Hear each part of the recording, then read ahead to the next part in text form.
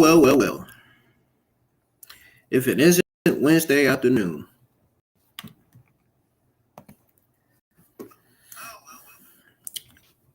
WrestleMania, the road to WrestleMania 39, day number 1 is in the books. It is officially road to WrestleMania day number 3.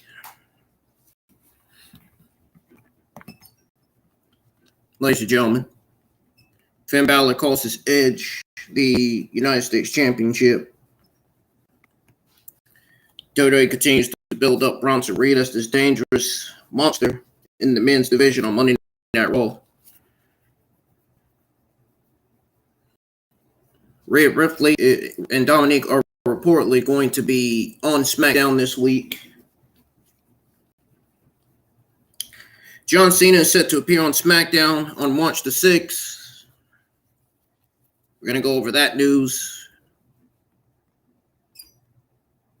And also, Asuka got her match against Nikki Cross, which she defeated her, and that sets up the Bianca Belair-Asuka feud for WrestleMania 39. So the Asuka and Bianca Belair feud begins. Feud's going to be great. Hopefully WWE does it right and doesn't do it wrong. Hopefully the feud is produced and written right. And hopefully, most importantly, the match for the Monday Night Raw Women's Championship will be produced and written right.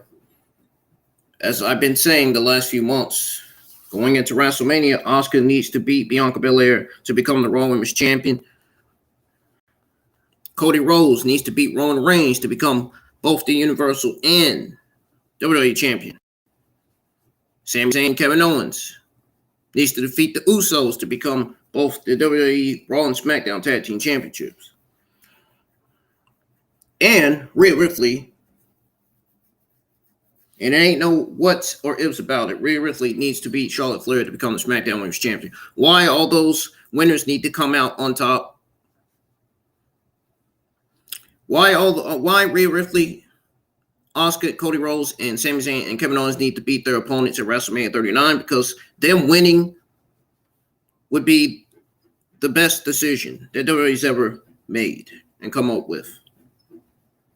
Legitimately, Rhea Ripley beating Charlotte Flair to win the SmackDown Women's Championship. Asuka beating Bianca Belair to win the Raw Women's Championship. Sami Zayn and Kevin Owens winning the SmackDown and Raw Tag Team Championships.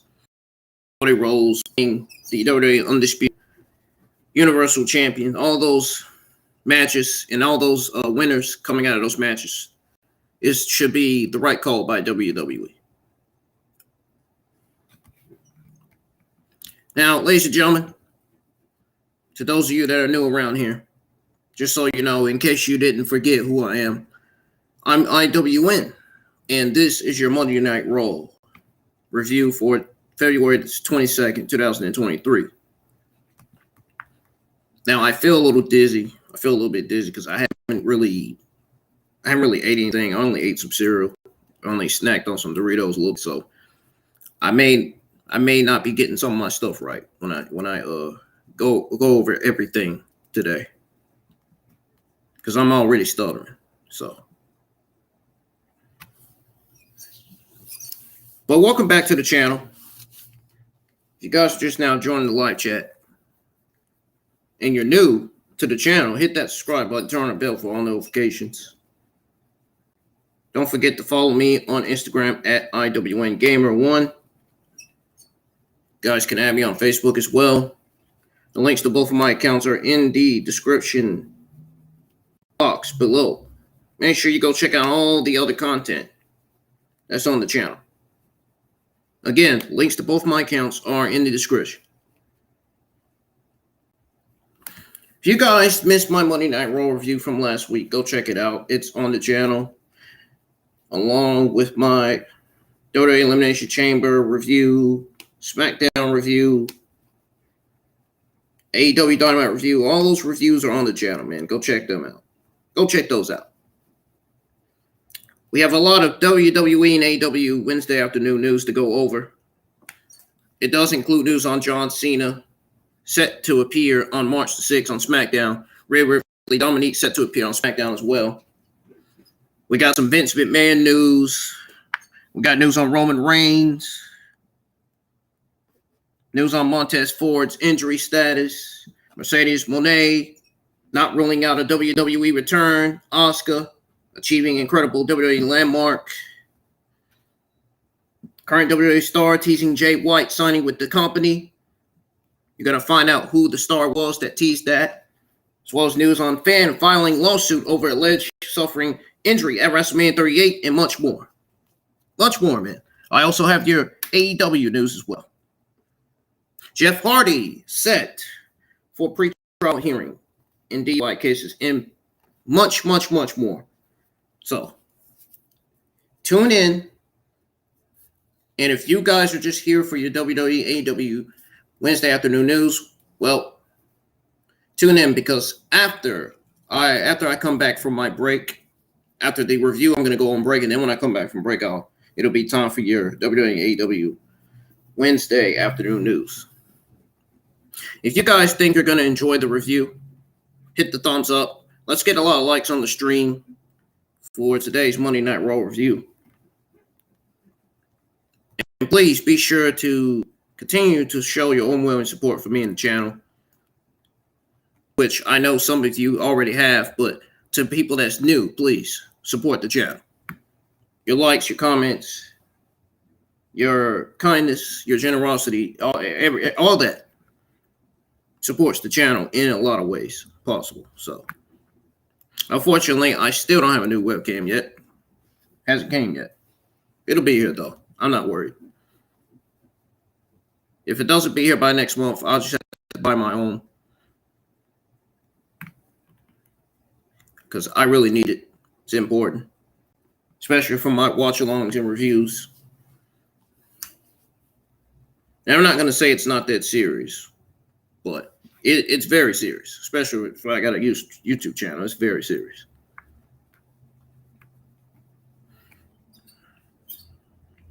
We're going to go ahead and get to the Monday Night Raw review. So, I want everybody in here, man. To those of you that didn't watch Monday Night Raw, I want you in here if you are wondering and wanting to know what went down on this week's episode of Monday Night Raw. Now, I posted a asking how you think Monday Night Raw did. And so far, only 5 people have voted. And they all voted decent. So apparently, from what I've been hearing, not only did all my audience voted decent, but I've been hearing from a few sources of mine and from a few people on social media claiming that Monday Night Raw was a decent show. Well, I'm here to tell you that is somewhat true. It's somewhat true. You know, there were some good things about the show. There were some bad things about the show. There were some ups and downs on the show. Overall, Monday Night Raw, don't get me wrong, Monday Night Raw was a decent show. I'm not going to lie to you. I'm not going to lie to you, man. I never lie when it comes to wrestling, when it comes to a show. Monday Night Raw was a solid, decent show. Monday Night Raw these days, and I'm right about this too, Monday Night Raw is 100% seemingly doing better than NXT and SmackDown. I mean, look at how awful their SmackDown and NXT women's divisions are. I mean, that's one of the many reasons why Monday Night Raw is doing better than SmackDown and NXT. And another reason is because the shows are not being booked right, written right. They keep booking rematches after rematches on SmackDown and NXT. It's just ridiculous. They're booking stuff that nobody wants to see on TV. For an example, Charlotte Flair and Ronda Rousey. They keep showing up on our televisions. Why are they on TV? We don't need them. WWE doesn't need them. The SmackDown Women's Division doesn't need Charlotte Flair or Ronda Rousey. What are they doing on TV? Why? Why are they still on TV? Why? Quite frankly, Monday Night Raw doesn't need Lita either. And now that we know that Trish Stratus was backstage and left because creative plans changed, there's no reason as to why Lita should be on TV. There's no reason why we should be getting Becky Lynch and Lita versus Damage Control for WWE Women's Tag Team Championships. I don't know why WWE hasn't burnt the WWE Women's Tag Team Championships yet. I wish they would fucking burn them. They don't need them on TV. We don't need the WWE Women's Tag Team Championships on TV. Get rid of them. The women's divisions on all brands are non-existent. There's no tag teams in that division. Dakota Kai and Io Sky are not an actual tag team. They're a paired up tag team. Talks to the Trash and it's not an actual tag team. None of these WWE Women's Tag Teams are an actual tag team. None of them are. Why do you think they separated Talks to the Trash? Why do you think Gigi Dolan and JC Jane are singles competitors now? WWE's starting to realize this Talks to the Trash and shit starting to get boring. It got boring. It got boring without Mandy Rose. They had no choice. They had no choice. I don't blame them. If I was in WWE and I was to see and realize that a faction is boring without their own leader, I would freaking break them up too. I would break up the members of that faction too. I don't blame them. Shit got boring, man. I'm sorry. That's the way I feel about it. And I'm pretty sure that's the way the majority of the community felt about Gigi Dolan and JC Jane being together without Mandy Rose.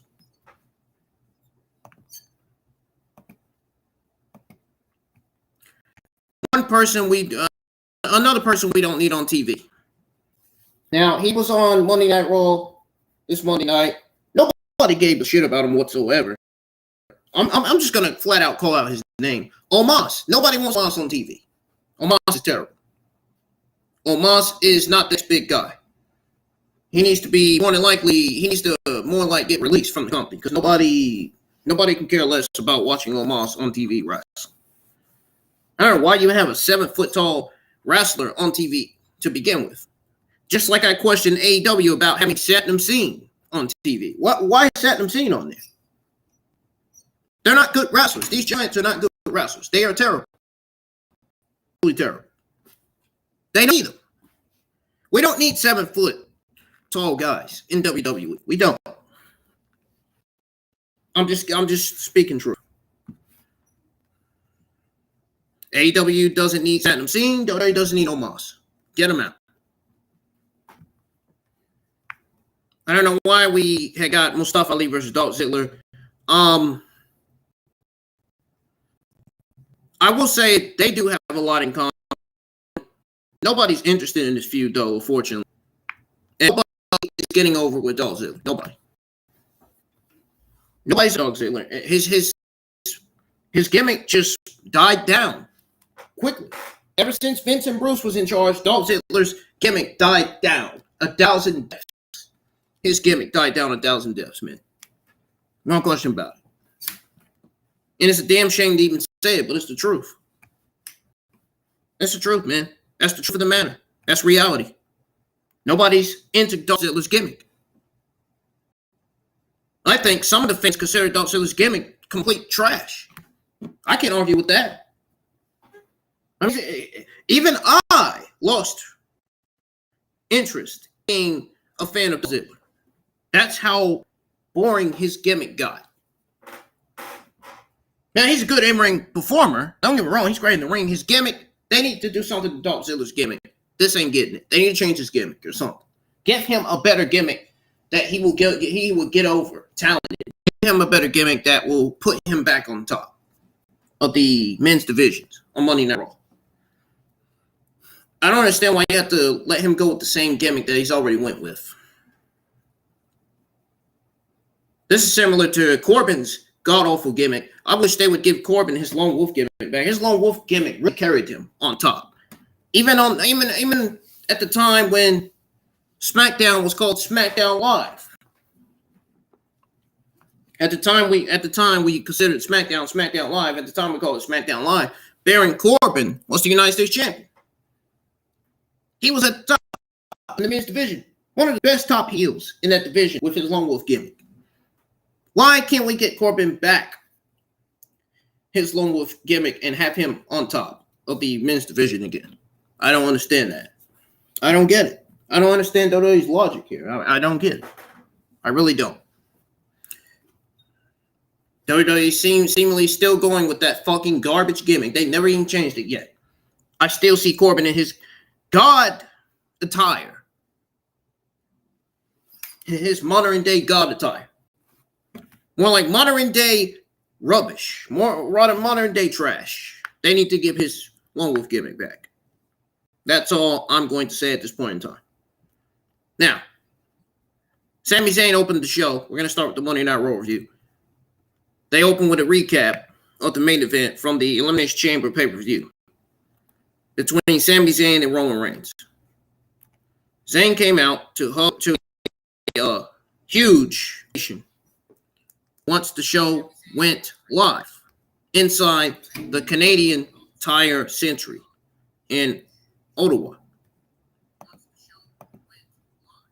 Once the show went live inside the Canadian Tire Century in Ottawa, the crowd continued to sing his song and chanted "Ole" at him as he soaked in the reaction. Once he calmed down, he said he felt guilty for letting people down by not winning on Saturday. He also said the story is never over and we are entering the final chapter. He asked Kevin Owens to join him in the ring, and his fellow Canadian arrived to another huge pop. Zayn thanked Owens and said he was sorry, but he also said they might be past words at this point. He told KO that if they work together, they might finally be able to take down the bloodline once and for all. Owens said he didn't do what he did for Zayn, and he is willing to fight the bloodline alone. He said he was still mad and that if he wanted help, he should ask Jey Uso. WWE has several weeks until WrestleMania, so it was smart to keep the tension between Sami Zayn and Kevin Owens going for now. There's no need to rush their reunion. It was a fantastic way to open the show. Now, guys, listen to this. I was supposed to originally go live my Raw review Tuesday, but I had to take an extended break. I took another extended break from YouTube. I couldn't deal with it. I had to take a break from YouTube, man, because I was really just tired, just rushing to work. It was you guys wouldn't understand. But this segment with Kevin Owens and Sami Zayn, it was a fantastic way to open the show. I really enjoyed this. This was one of the many best things on the show. As the broadcast was about to cut to a break, Baron Corbin came out of nowhere to attack Sami Zayn.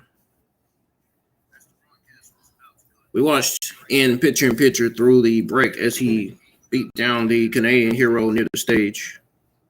After the break, WWE official Adam Pearce gave Zayn the go ahead to face Corbin a match. The former honorary Uso was all over the modern day wrestling god. Don't get me wrong, Baron Corbin is great in the ring, but his gimmick is just god awful. They really need to give his Lone Wolf gimmick back. This new gimmick for him, all these gimmicks they gave him, they were trash. They're not doing him any good. The Lone Wolf gimmick is what's going to bring him up top. It's going to bring him back to the top of the men's division as one of the top best heels in that division. This modern day wrestling god gimmick is not getting it for him. I'm sorry. They need to get rid of that. They need to get that garbage off of TV. This ended up being a longer contest than expected. They went back and forth a bit and fought through another commercial break. The bout was designed to build even more support for Zayn. He went through a war on Saturday and still had the scars on his back to prove it. So feeding him Corbin was an easy way to give him a victory without bringing the bloodline into it. Zayn scored the win with a Helluva kick. It wasn't meant to be a 5-star classic, but it did exactly what it needed to do. And he looked like a valiant fighter. Corbin played a pity heel like usual. Then we got Mustafa Ali versus Dolph Ziggler.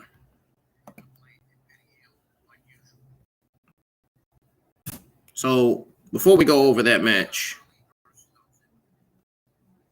the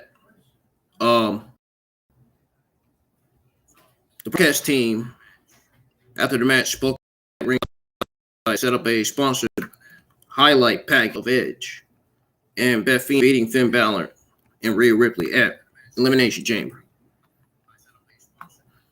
Broadcast team hyped the United States Championship match, and then a production crew was shown clipping a microphone on Rhea, who was actually seated Dominic Mysterio for an interview. So Byron Saxton interviewed Ripley and Dominic Mysterio backstage.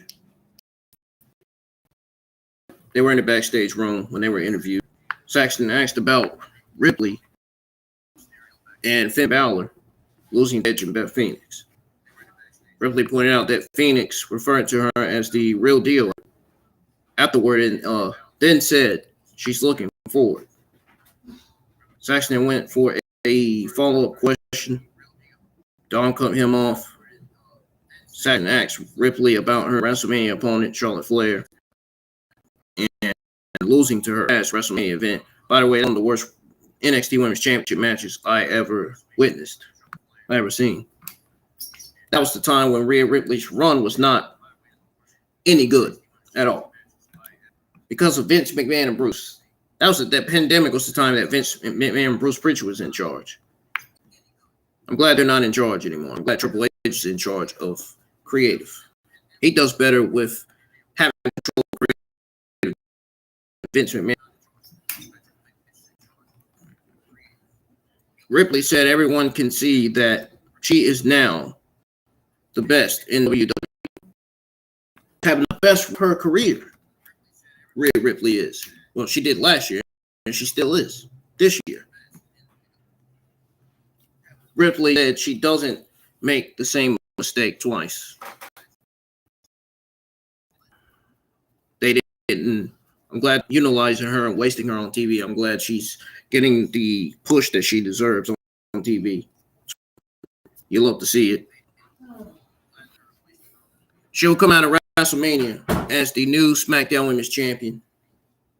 Saxton asked what would happen when Ripley and Charlotte meet face to face. Hopefully the match doesn't get any worse than what it did at that other WrestleMania pay-per-view. Women's Championship match, I just went through that. Ripley said she doesn't make the same mistake twice. She said she will come out of WrestleMania as the new SmackDown Women's Champion. Now, not sure what's going on with the audio, but Saxton asked what would happen when Ripley and Charlotte Flair meet face to face. She said, I'd have to watch to find out. Dom said his father has a match on SmackDown. So he intends to tag along with Rhea Ripley.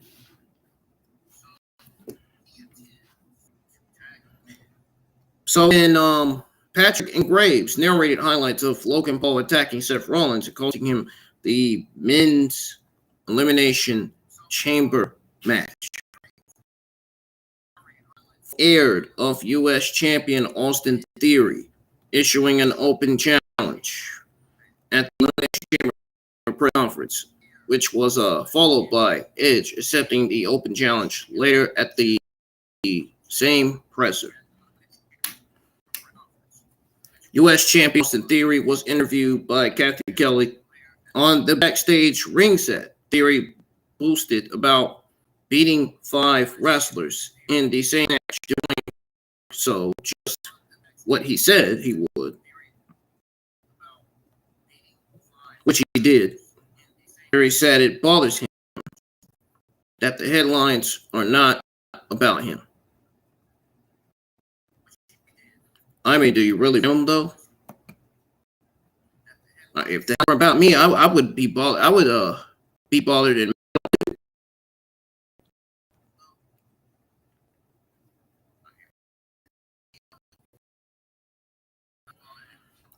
they are about John Cena returning Raw in 2 weeks. Theory said he loves that he gets to be in Canada and said he will never lose his championship. Oh, it's stupid audio. I can't stand it. Dolph Ziggler and made his entry for his match against Lee. This really should have taken place during a picture-in-picture break to hopefully sparing people, I'm sure, this Monday night from hearing. Anyway, Mustafa Ali made his entry. Footage aired of a backstage clip recorded last week that set up the match. Not sure why they booked, why they're going with this feud. WWE for you, man. That's WWE for you. They don't know how to come up with fresh new storylines or feuds, especially when Vince is there. Who knows? Vince probably has something to do with this feud happening on Monday Night Raw. Well, it wouldn't surprise me at all. It wouldn't surprise me one bit. Mr. Man's always doing something lame and negative in the shadows in WWE.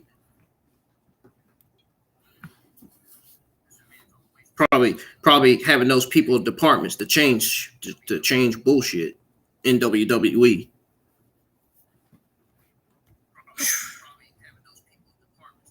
No, when I wish they would get that man back out.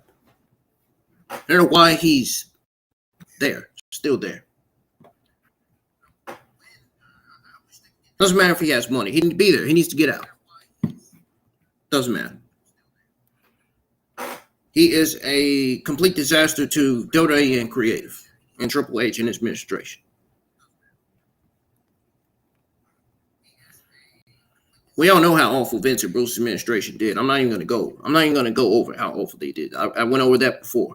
Not doing it again. Not going over it again. Just don't feel like going over it, man. Ali feels as if Ziggler is always being handed opportunities, while the show-off thinks the former leader of Retribution is trying to blame his failures on everyone else. Both men had valid points, so there wasn't a clear heel in this situation. Sounds boring to read. Sounds boring to go over at this point. Ali was defiantly acting more bitter, but he wasn't being outright evil. Ali mockingly offered a handshake, so Ziggler took him down for a quick 2 count to show he wasn't messing around. These two have a lot in common. Ali might use a few more high-fiving or high-flying. Why did I say high-five? I'm so used to saying that. High-flying moves, while Ziggler keeps it a bit more grounded. So they can both work at a breakneck pace.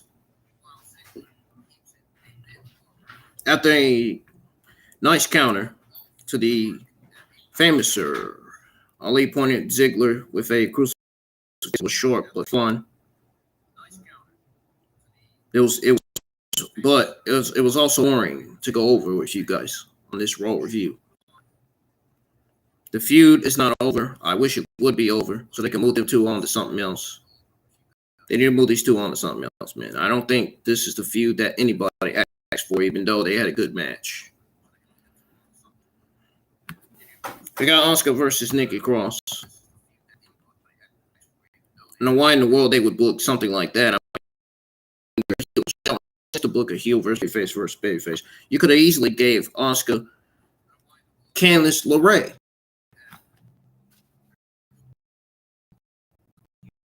You could have easily Candice LeRae. It's looking Asuka versus Nikki Cross. But no, they had to go the opposite. What a dumb move by WWE to book Asuka versus Nikki Cross. They should have booked Asuka. They should have booked Asuka versus Candice LeRae.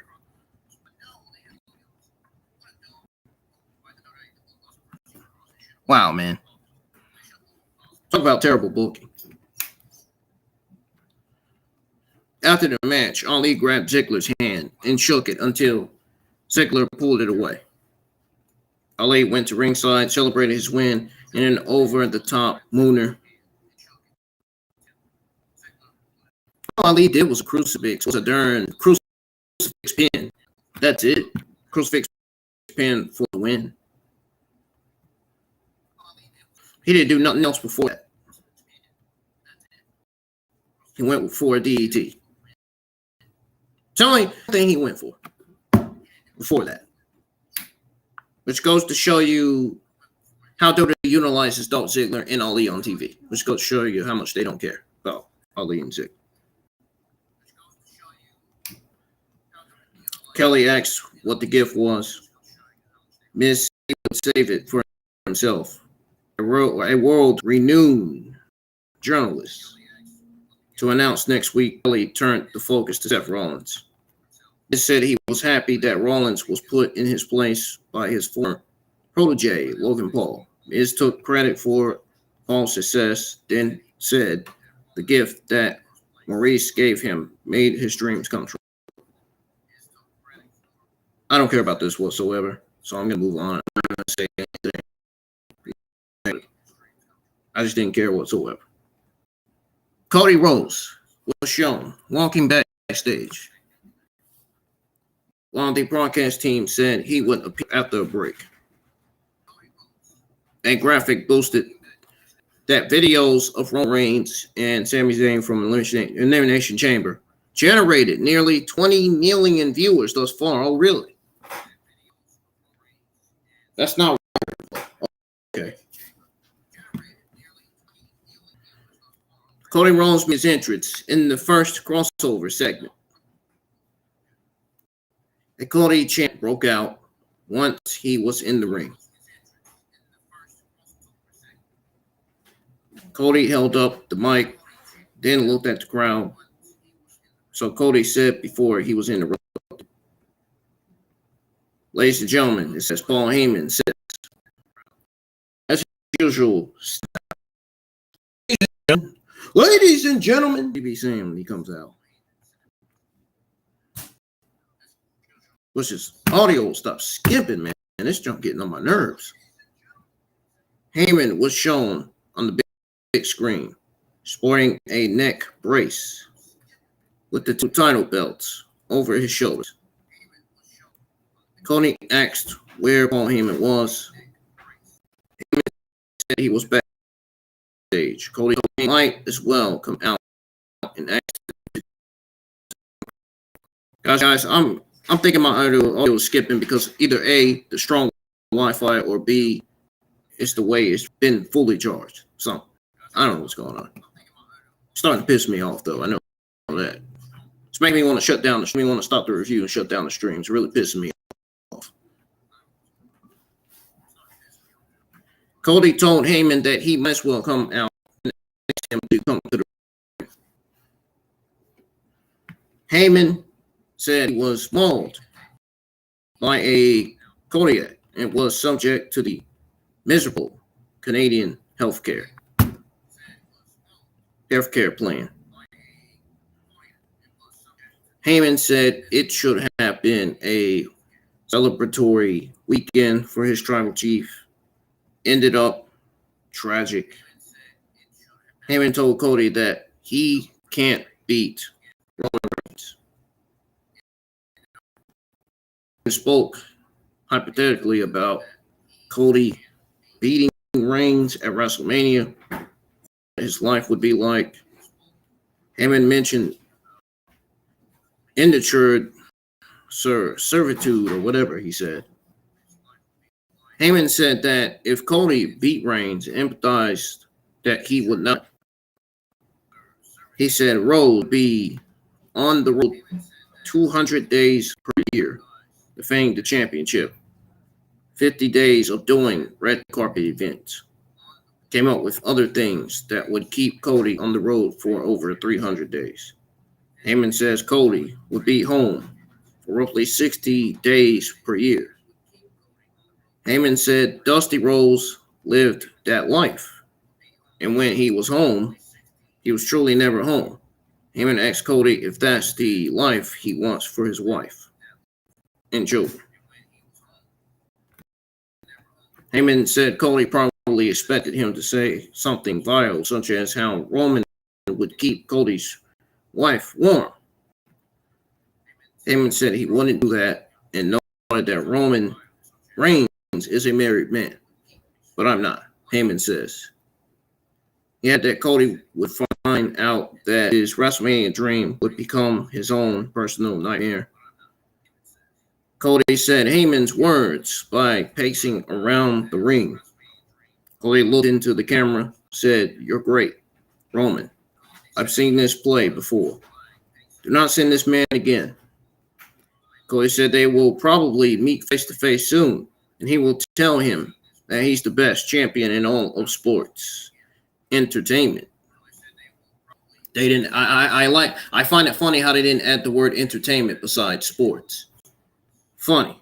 And it doesn't change a damn thing. I have to finish the story, said Cody. I beat you at WrestleMania. Cody dropped the mic and left the ring. WWE should have had him say sports entertainment instead of saying sports. Why would you say sports? Wrestling is sports entertainment. Whatever, man. This wasn't as strong or memorable as the in-ring segment that Cody and Heyman had previously. But it was still a good, effective exchange. Even though it still felt a little weak, Heyman did a good job with promo, and Cody did a wonderful job of selling Heyman's comments, while also acknowledging that he saw through the game that Reigns and Heyman were playing. Perhaps the most important part coming out of all this is that Cody Rhodes was cheered heavily by the Canadian fans. While there are fans out there who feel that Zayn should have been in the main event, well, I'm here to tell you that's not going to happen. WWE is going with Cody Rhodes versus Roman Reigns. There's no way in hell they are going with Sami Zayn versus Cody Rhodes versus Roman Reigns for the WWE championships. No.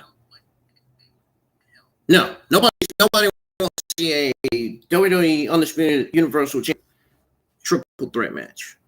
That's not the best way to go about it. The right decision would be Roman Reigns defending his WWE Undisputed Universal Championship against Cody Rhodes. That is the better decision. That's better than booking a triple threat match for the WWE Undisputed Universal Championship. That would be the smartest move. That would be the best move he's ever gone with. So it's best they go with that. Now, while there are plenty of fans out there who feel that Zayn should have been in the WrestleMania main event, they don't seem to be holding it against Cody. I just explained everything. Not going to explain it again.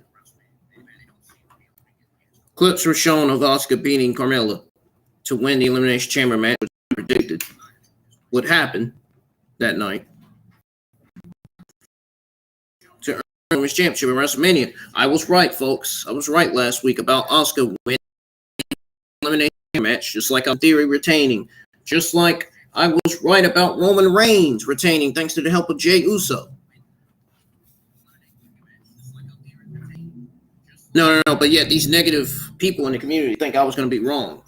No, there's no wrong in me. No, sorry. That shit out of here, man. Got time for that. Asuka made her entrance for a match against Nikki Cross. Graves set up WrestleMania Goes Hollywood video that featured Seth Rollins and Becky Lynch doing their take on the Joker and Batman. Nikki Cross ran to the ring while she was introduced. Asuka versus Nikki Cross. The bell rang to start the match. Raw Women's Champion Bianca Belair made her entrance to, I guess, watch the match closely. Asuka and Cross both watched Belair's entrance and then started the match once she was at ringside. Belair took a seat near the broadcast table.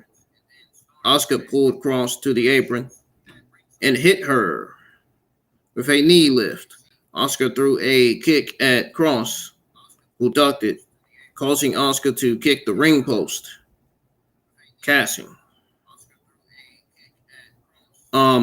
Cross performed a reverse DDT on the apron, heading into a picture-in-picture break. Cross harassed Kevin Patrick at one point during the break. Later, Asuka DDT'd Cross from the middle rope and then covered her for a 2 count. Blair was shown looking impressed by Asuka's move. Asuka threw kicks to the chest of Cross, who called for one to the face, which Asuka obligated. Cross ducked at kick, or he ducked a kick. I can't even get my shit right today, man. What's wrong with me? She ducked the kick. Asuka caught her with another once Cross was back on her feet. Cross rallied briefly, but Asuka caught her in the armbar and got the submission win. After the match, Belair entered the ring and had a face-to-face with Asuka. Belair held her title and pointed to the WrestleMania sign. Asuka joined her in pointing to the sign while Patrick said the event is just 40 days away. Asuka acted like she was choking, then let blue mist come out of her mouth, which is fucking absolutely disgusting. I don't know why why do you have Asuka spitting mist out of her mouth, knowing how disgusting that is? You're making Asuka look like a disgusting bitch. Why are you making her look like that? We don't need to see Asuka spitting mist out of her mouth. Go with the Connor gimmick, and that's it. Nothing else, nothing more. This gimmick is getting her over so well. That mist shit, no. You can forget about that. Get that off TV. That mist spitting. I don't want to see that shit. I'm really digging Asuka's new look, man. Her new look is so she doing so good with her new look. But the mist spitting, her spitting the mist, I can pass that. I can absolutely fucking pass that. We don't need to be seeing that on TV. That is nasty. That's disgusting. It is a welcome change from the previous persona that simply stated it's welcome. Hopefully, I'm hoping this. And I'm sure you guys are hoping this too. Hopefully, we'll get some character developments to go along with the change. Hopefully it will. Hopefully we will. Hopefully we'll get that. Carmella was interviewed by Kathy Kelly. I just don't care about these interviews anymore. I just don't. That's why it's best to get it over with quickly. In the old-fashioned way. She was interviewed. She asked if she's considered her path to WrestleMania. Carmella spoke about owing a receipt to Asuka. Kelly was about to send it back to the broadcast team, but she approached Seth Rollins and brought up Logan Paul. Rollins said Paul has ruined his WrestleMania plans 3 times now. Rollins laughed and then got serious and said the joke is on Paul. Rollins said he would find Paul and hurt him. Rollins laughed, said that since Paul wasn't at Raw, The man who takes credit for his success. There goes that fucking audio skipping again. I don't understand what's going on with that shit. That shit is so annoying and embarrassing. Miz felt like a perfect surrogate for suffering. Just like I felt like a perfect surrogate of ending this review because there were some bad things about this show I didn't like. And one of them was the week segment with Cody Rhodes and Paul Heyman, and another one WWE having stupid miscount.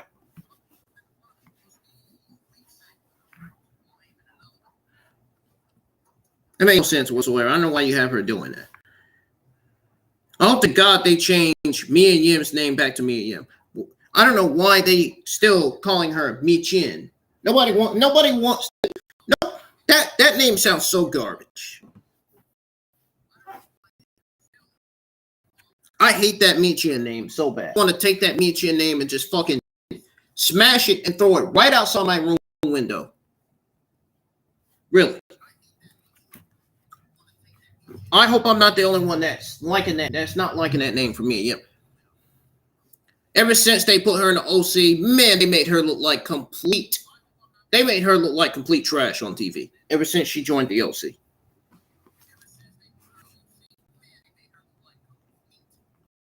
They need to just call her Mia Yim going forward and messing better.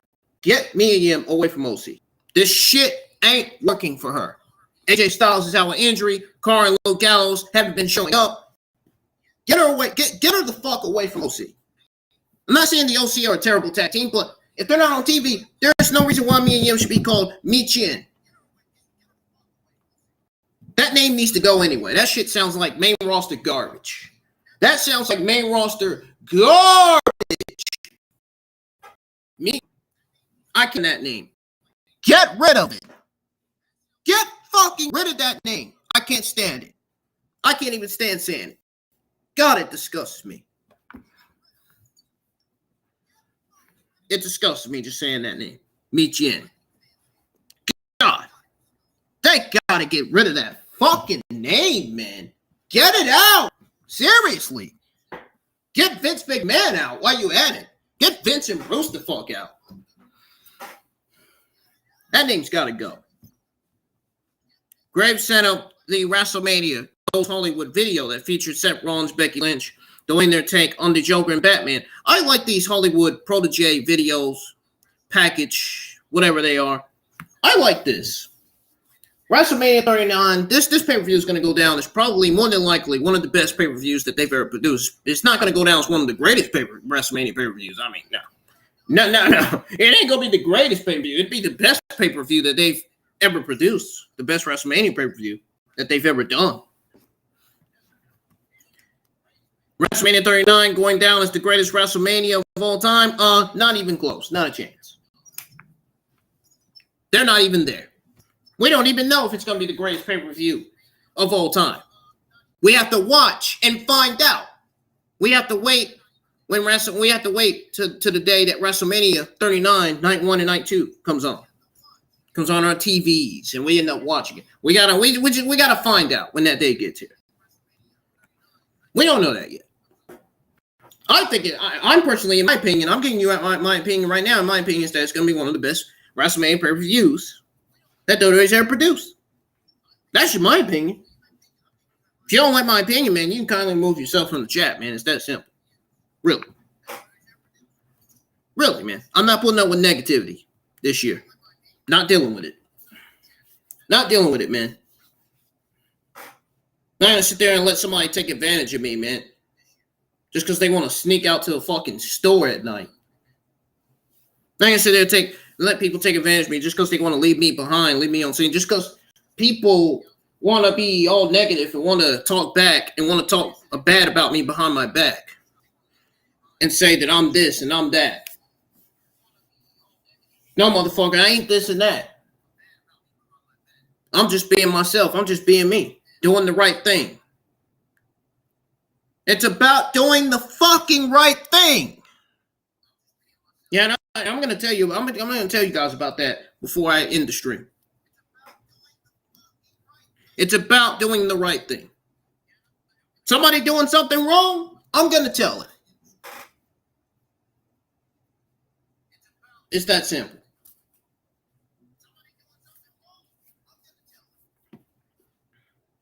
If the camera's catching you doing something wrong, well, they're going to see it. They're going to know you're doing it. I tried to tell one of my close last week that the cameras can see you sneaking out, man. I tried to tell him that. He wouldn't listen to me, man. Nobody listens to me, bro. Nobody fucking listens to me, man. Nobody listens to me when I try to tell them that the cameras can catch them doing stuff. And I didn't just tell him that. I told other people that too. Other people were saying that they were going sneak out, do this and that. No. You're not supposed to be doing that. That's the manager's rules. That's KFC rules. You don't. And you know what? I ain't even gonna go there. I'm not even gonna go there. I'm just gonna save it till I'm about to end the stream. I'm just not gonna go there. I'm really not. I'm really not, man. I'm really not.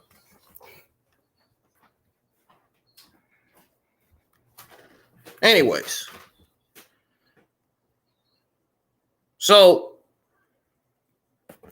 as I was saying, Asuka DDT crossed from the middle rope, then covered her for a 2 count. Belair was shown looking impressed by Asuka's move. I keep feeling something on my head. I don't know. It's something flying in here, I think. Asuka threw kicks to the chest of Cross, who basically called for one to the face, which Asuka obligated. Cross ducked a kick, but Asuka caught her with another once Cross was back on her feet. Cross rallied briefly, but Asuka caught her in the armbar. Yeah, literally caught her in the armbar. I'm not joking. And got the submission win. I'm going to tell you what happened after the match when I come back.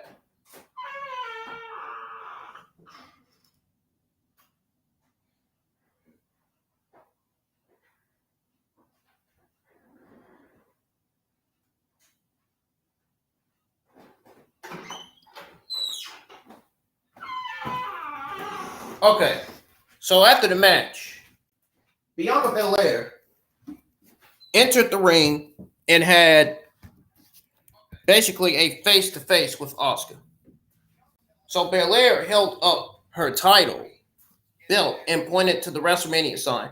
Asuka joined her in pointing to the sign when Patrick said the event is just 40 days away. Asuka acted like she was choking and then let blue mist come out of her mouth. I didn't like that. They need to get rid of that. But Asuka's gimmick is serving her well, and I hope she wins the Raw Women's Championship because she absolutely deserves it. She absolutely deserves it. But that mist, that shit's got to get off the TV. That looks disgusting. That looks disgusting, man. Absolutely disgusting. Is that mist coming out of her mouth? That reminds me of Isla Dawn's. That reminds me of Isla Dawn and her gimmick on TV. That freaking mist. Not the gimmick, the mist. Something Ty Jerry used to do. Ty Jerry used to do that shit back in the Attitude Era. You guys know who Ty Jerry is. A fucking Japanese professional wrestler. I think he used to be at ECW at one point.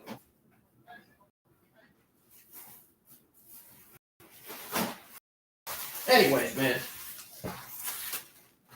So, we got MVP backstage calling Lesnar a clown. He said Lesnar realized he couldn't escape the hurt lock. Not hurt lock. So he got himself disqualified, basically. The camera pulled back and showed Omos standing next to MVP, who said Omos was challenging. listening to a match at WrestleMania. MVP told Lesnar to show up next week or accept the challenge in person if he has the fortitude. Just say no, bro. I hope this is an angle that will lead to something else. If not, I guess that means we'll be getting Bobby Lashley versus Bray Wyatt. Rather than Lesnar versus Wyatt on a triple threat match between the three. What a dumb fucking decision is this?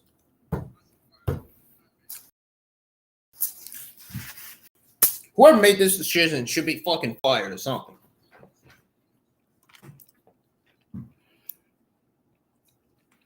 Oh, he tell me, oh, Bray Wyatt should be at WrestleMania. Oh, we're going to give him Bobby Lashley.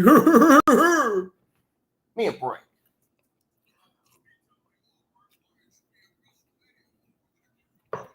Why don't you give him Brock Lesnar? He's a heel. Bobby Lashley's a babyface. Why don't you give Bray Wyatt a babyface, knowing Bray Wyatt's a babyface himself? Really, it makes no sense.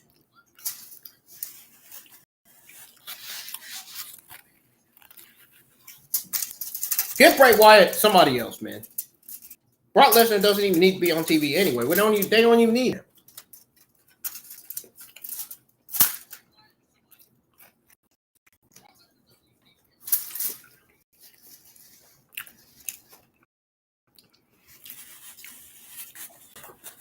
I'm so sick and tired of WWE and their dumb decisions, man. It's not even funny.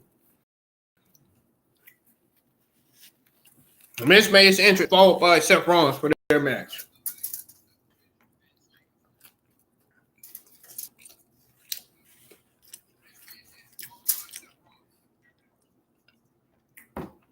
We basically got Seth Rollins versus The Miz.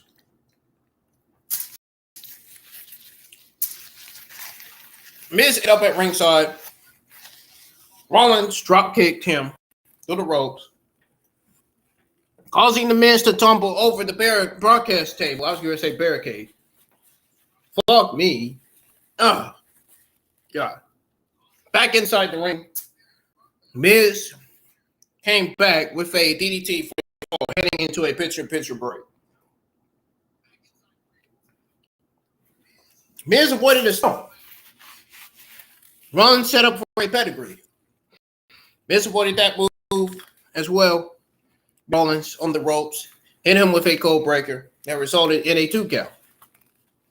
Miz followed up moments later with a flying knee.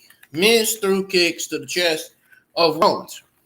Bray said Miz mouth Logan Paul's name to Rollins before going for the grand finale kick.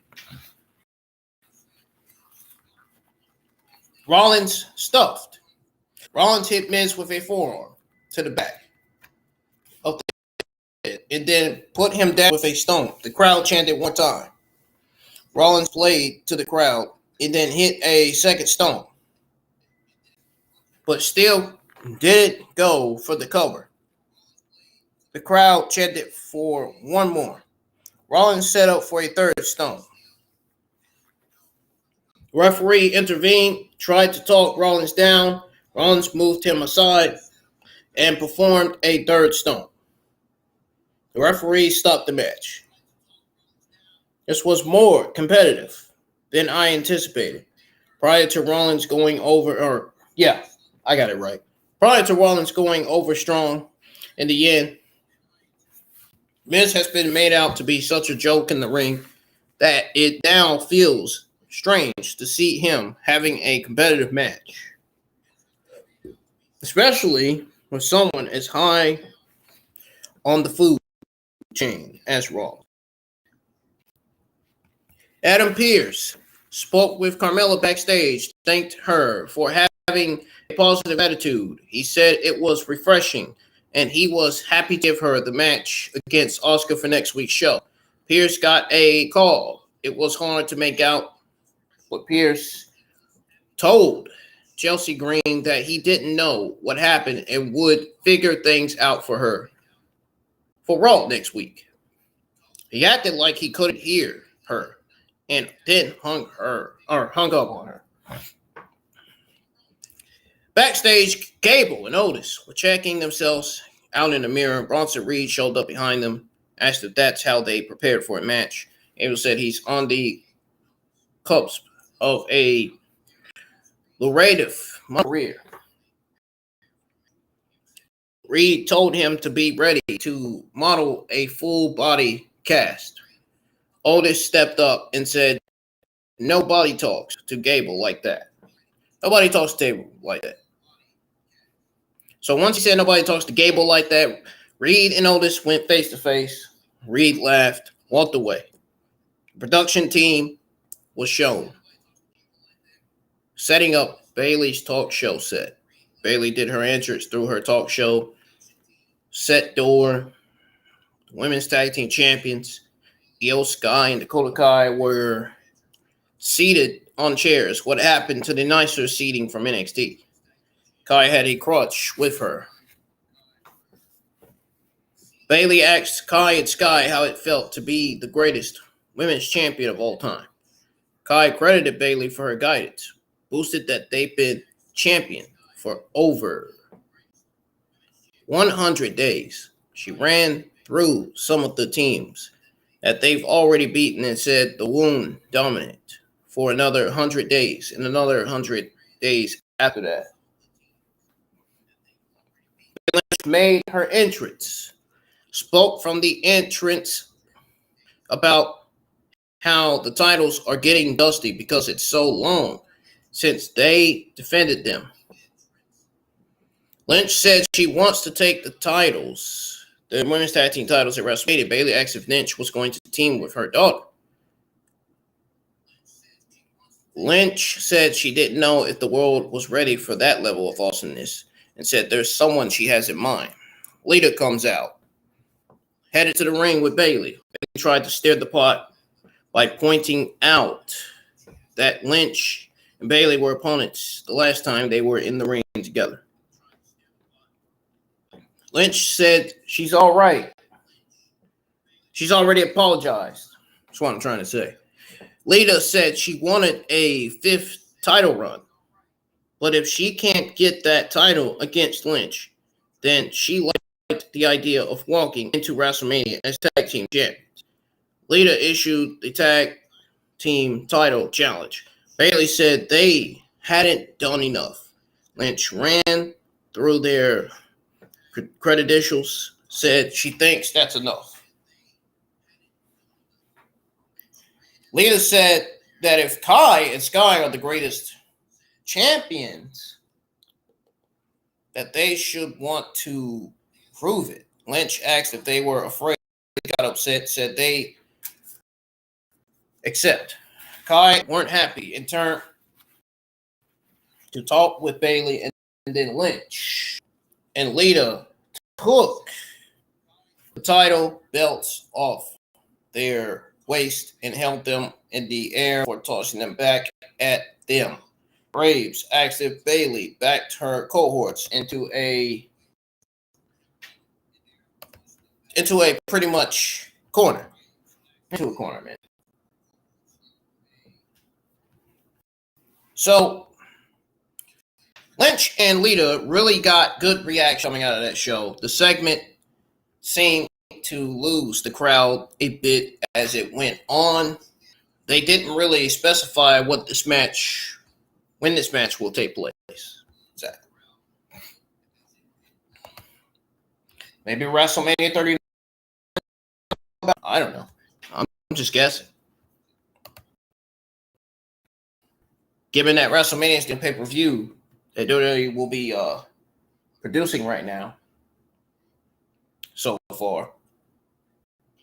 Money in the Bank coming up again. So it won't be the only pay-per-view that they're producing. Money in the Bank's coming up. I got some money that we'll go over after the review as well. I forgot to tell you guys I had that news. Shit, audio. Can you stop skipping, man? This is aggravating. Candice LeRae was interviewed by Byron Saxton in the back area and asked for an update on Johnny Gargano. She said he was banged up during the match. She spotted Nikki Cross and ran off to confront her. LeRae asked Cross why she'd be following her around. LeRae said she had a match against Piper Niven next week and said she couldn't concentrate on the match in Cross. LeRae asked to know why. Cross said something quietly. LeRae said that Cross told her that all of her friends are gone and she's alone. LeRae looked troubled, told Zach that Gargano would be back. Chad Gable and Otis made their entrance for Gable's match against Bronson Reed. The WrestleMania 39 video aired. We are 40 days away from the two-night event. Bronson Reed made his entrance. We got Bronson Reed versus Chad Gable with Otis at ringside. Chad Gable! Now, let me cut it out. Reed sent Gable to ringside and then hit him with a shoulder block on the apron.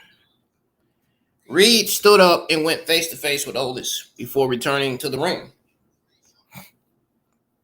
Wayne went for a move from the middle rope, but Gable avoided it and caught him in an ankle lock. Reed escaped the hold. Gable tried and failed to suplex Reed, but he was able to knock him down. Gable went up top, formed a flying headbutt for just a 1 count. Maxine Dupree showed up at ringside in the ring. Gable suplexed Reed and bridged for a 2 count. And then Reed rolled to the floor. Otis was distracted by Dupree, who handed him her card. Gable called for Otis. Reed returned and splashed Gable in the corner. Reed power slammed Gable and then hit his tsunami splash for the win. That was it. Austin Theory was shown warming up backstage. Gable got a nice moment of impressively suplexing Reed. It was basically a showcase win for Reed, along with seeing Dupree courting Otis in the background. On a side note, the company hasn't done a very good job of making the United States Championship match feel important. Period. Should have brought that up earlier. But now it's okay. It's okay that I'm.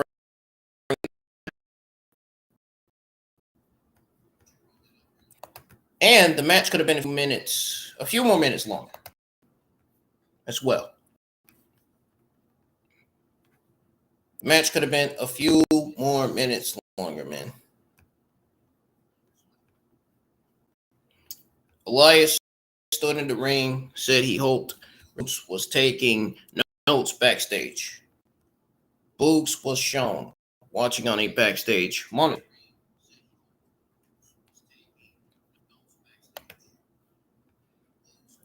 Elias put himself over as a star and a legend. Elias said the question on everyone's mind is who wants to walk with Elias at WrestleMania? Nobody at this point.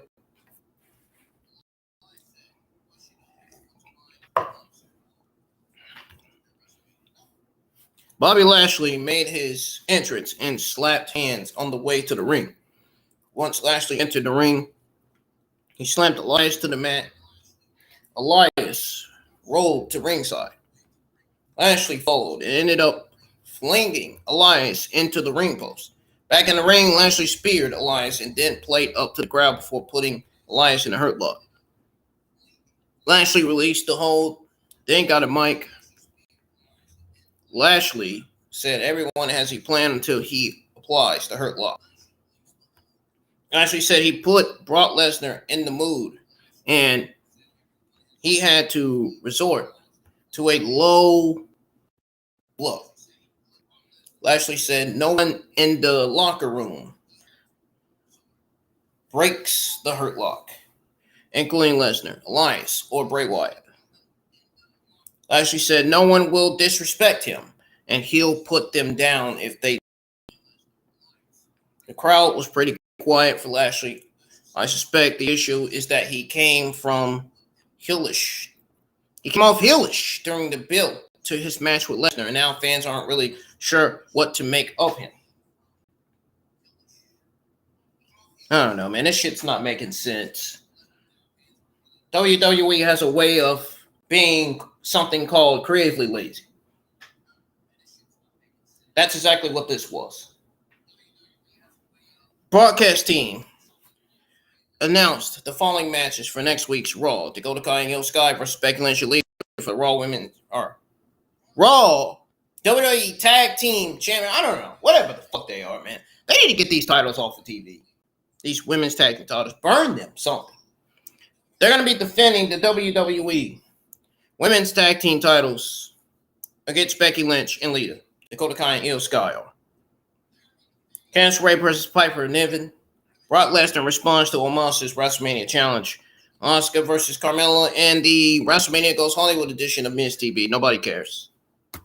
Goodbye, Miz TV. Get off my screen. Miz is a damn entertainer, but he's not a damn good wrestler. If it ain't old, don't broke it. Oh, jeez Louise. That helped the push for the match. I actually think it should have occurred earlier in the night to keep the match fresh in the minds of viewers. Edge versus Austin Theory. Now, Edge has really shifted into veteran wrestler dad mode, basically. So we got the main event of Monday Night Raw episode 8. We have the rated R superstar Edge going up against Austin Theory.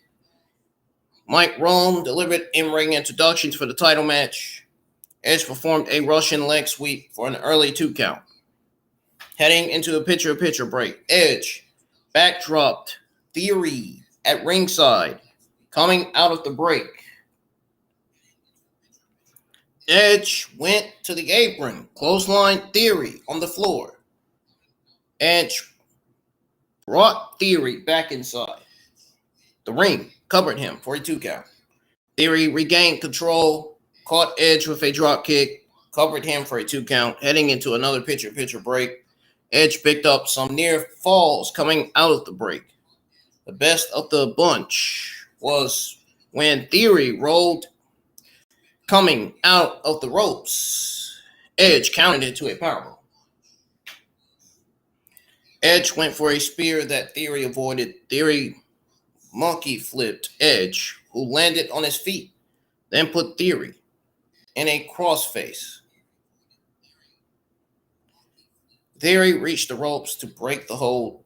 A short time later, Edge avoided Theory's finisher and put him down with the execution DDT for a near fall. Edge got his knees and looked to the crowd. He got on his knees and looked to the crowd while Graves said Edge was tapping into something that's been missing. Edge set up for a spear. Finn Balor ran out. Climbed onto the apron. Edge punched Balor off the apron. Theory went after Edge, who saw him coming and rolled him up for a 2 count. Balor returned to the apron and kicked Edge while the referee was telling the timekeeper that he had only counted to 2 on the roll-up. Theory hit an 8-count down on Edge and got the 3 count. It's safe to say Austin Theory retained the United States Championship, all thanks to Finn Balor. Now, after the match, Balor entered the ring and put the boots to Edge. Balor went up top, hit the coup de grace. Balor performed the move a second time.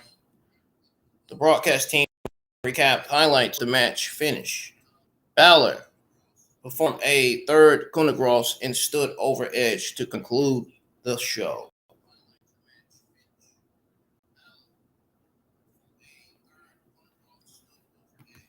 That was pretty much it, man. I'm pretty sure everybody's guard. What's up? Before he run in of some kind when Edge took the time to say that Beth Phoenix was at home, meaning they came up with a reason to explain why she wasn't there to save her husband. The main event was well worked and the live crowd got behind Edge, but it was tough to really buy into the threat of him winning when all signs pointed to him doing more with Balor at WrestleMania. Overall, it was a solid show. It didn't really feel like it had much feeler. They still lost momentum in the third hour. And that's that. That's all you're going to hear from me, man. Still a good, decent show, even though they lost momentum in the third hour, man. Even though there were some good things about the show and there were some bad things about the show. I'm down here, man. I'm done. I'm taking a break. Folks, if you enjoyed the Monday Night Raw, if you hit the thumbs up.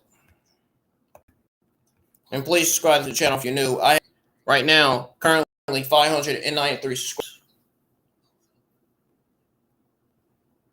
We are 6 subscribers away from 600 now. Yes. That's what I'm talking about, man. That's what gets you guys subscribing and listening to my reviews and watch along. This is what gets me excited. You hit the like button is what really gets me excited. And the views as well. I'm going to take a break because I'm tired of this fucking audio skipping. I'm going to let this audio rest until I come back. Guys, I'm probably going to be live for my AW Dynamite watch along a little bit late. I should have went my Raw review earlier, but I don't know. Something told me to darn relax and rest, which I did. My head is not feeling right. It's feeling fucking weird as shit.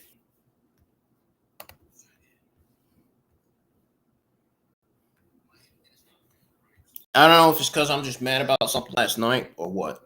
I don't know what it is. Oh, by the way. So let me tell you guys. So last night, me and the fry cook went to take out the trash, and the fry cook decides he wants to go sneak to the store. So I was at the back of the KFC building, fake smoking, on my phone waiting on him, and he comes back. I go in.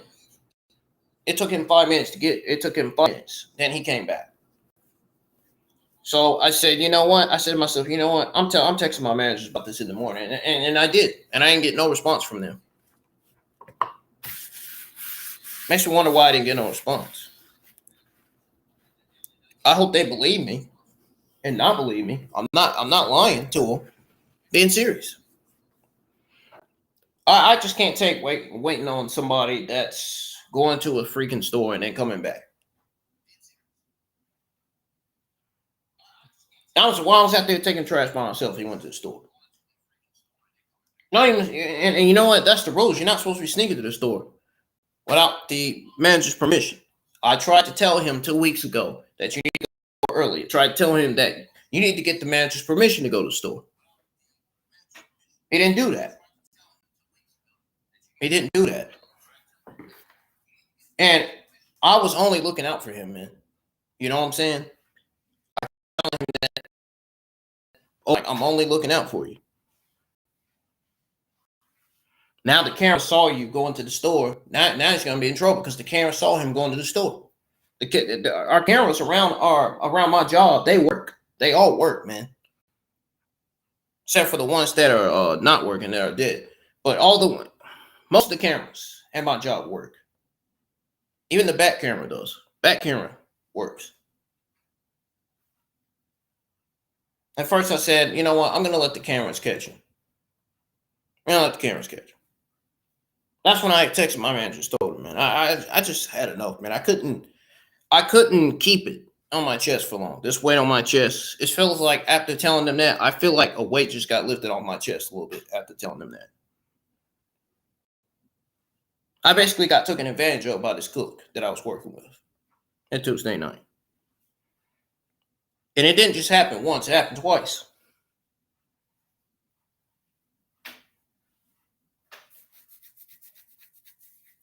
I just couldn't believe, I can't believe he's still doing that. Now, before that, last week, he went early. Now he just started going back late at night. I wouldn't be walking to a store late at night. It's dangerous. Knowing how dangerous Salisbury, North Carolina is. Salisbury, where I live. Knowing how dangerous it is. You can't just walk to the store at night, man. People are out here shooting, killing other people. It's crazy. It's crazy, man. You guys do not want to move here. I'm telling you right now, it's crazy. I don't even want to be at Salisbury at this point. I just want to move out. I don't want to be around the negativity, man. I don't. I'm tired of seeing the negativity on TV. I'm tired of seeing the negativity everywhere I go. That's why I stopped watching the news. Too much shootings, too much killings. It's crazy. I ain't even got a message from the managers yet. I ain't got nothing back from the managers. I'm gonna have to talk to Jim, man. I'm gonna have to tell him, man. Hey, he gets fired. It is what it is. I don't want him to get fired and lose his job, but if he does, he does. At the end of the day, he'll realize it's his fault. He probably should have been thinking. He should have been thinking. He should have just been like, oh, shoot. And they're not going. If I don't tell them and I go to the store and I don't remind them, I'm going to be in trouble. You know what I mean?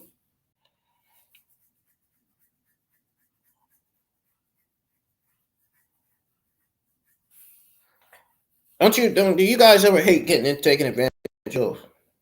Yeah, I really do. I hate getting taken advantage of.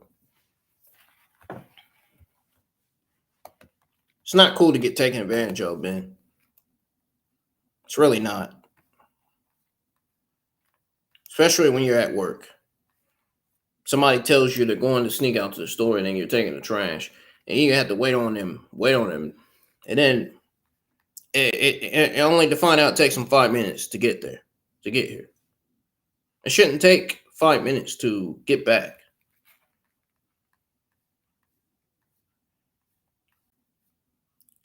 Not to mention the store my cook went to was next door. It was literally right beside KFC. It's the tobacco and vape store. All he had to do was let our ship manager know that he was going to the store. That's all he had to do. I don't know if he's scared to tell the managers that. I don't know if he's scared to ask the managers that, can I go to the store? All he had to do was ask him, can I go to the store? Can I take a break, go to the store? That's all he had to ask him. I don't know. I think he was just scared to ask him, can I take a break, go to the store? And if he was, it's okay. I get it. But you have to let the managers know that you're going to the store, man. Because if you don't, then they're going to be looking for you. They're going to be out in the back look for you. Like, they're going to be asking me or somebody that's working with him back there, where is such and such at? Where is he at? I'm not going to say the name. Not going to say the name. Not going to say it. Just not. I'm just going to keep it like that. I'm not saying the name. Not saying it. I didn't get the managers the name either. Just don't want to.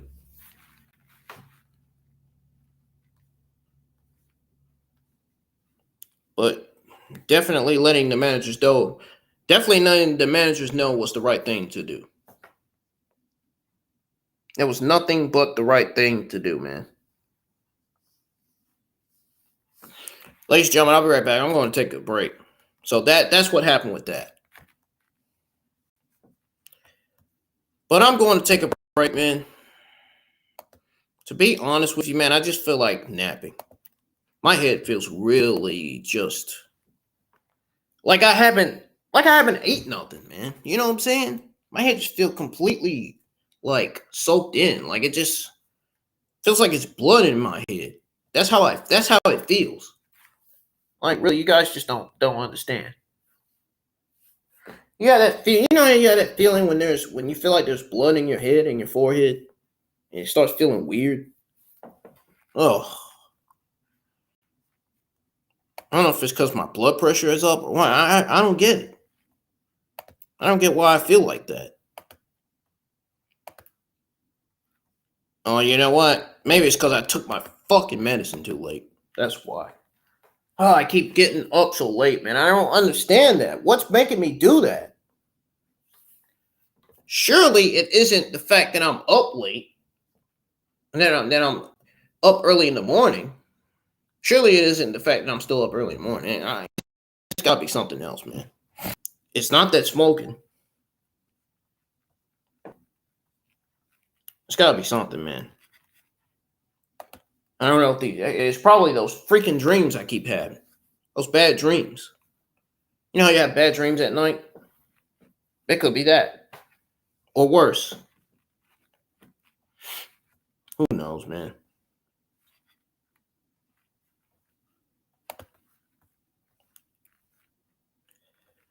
Oh, man, it's going to be a nauseating night.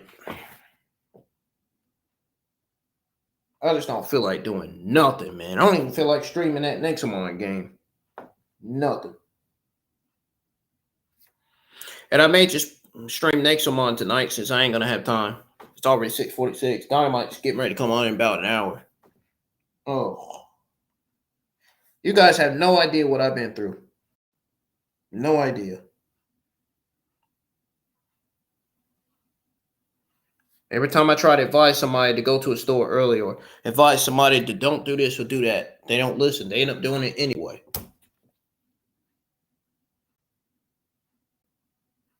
Like, bro, I'm just trying to look out for you. I'm just trying to help you out, man. Don't want this person to get in trouble and get fired. It's not what I want. I don't want that. That may be what some of my staff want, but that's not what I want. He's almost the only main cook we got. Still need him. Whether people may not like him or not. I don't have a problem with him. We don't have issues with each other. We get along well.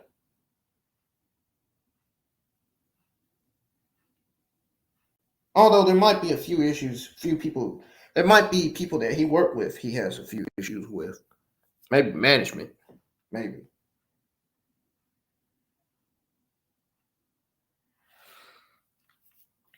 Oh, man. Y'all, I'll be right back. When I come back, it'll be time for your WWE and AEW Wednesday news. Don't go anywhere. It's just going to be a 3-minute break. I'm going to finish eating the rest of this pizza, man. And I'm going to freaking try to rest my mouth a little bit. And I'll be back live. I should be back. I should be back by maybe 6:50 because Dynamite's going to be coming on at 8 o'clock. And I'm going to have to go really fast with the news. Otherwise, I'm going to be late.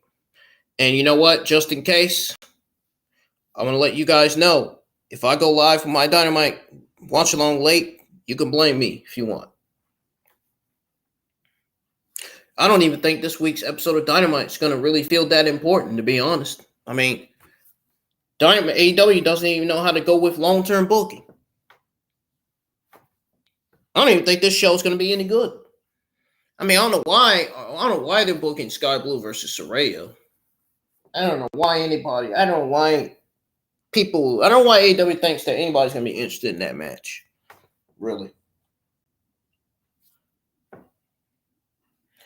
Man, I was in a good mood yesterday. I had a good day yesterday. Today just feels so nauseating. Today feels so slow.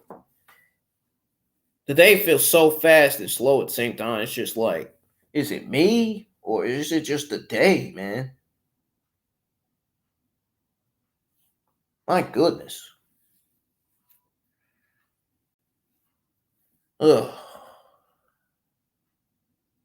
I need some more work, man. I'm already ready to go back to work, man.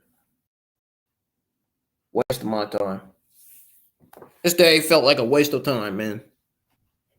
Really.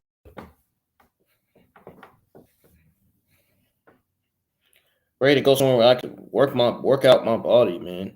Get my body worked out and focus. You know what I'm saying?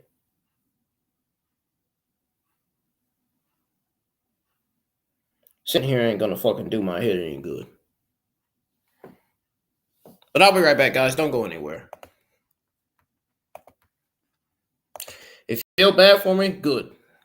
If you don't, then whatever, man. Whatever. That's you. I'll be back.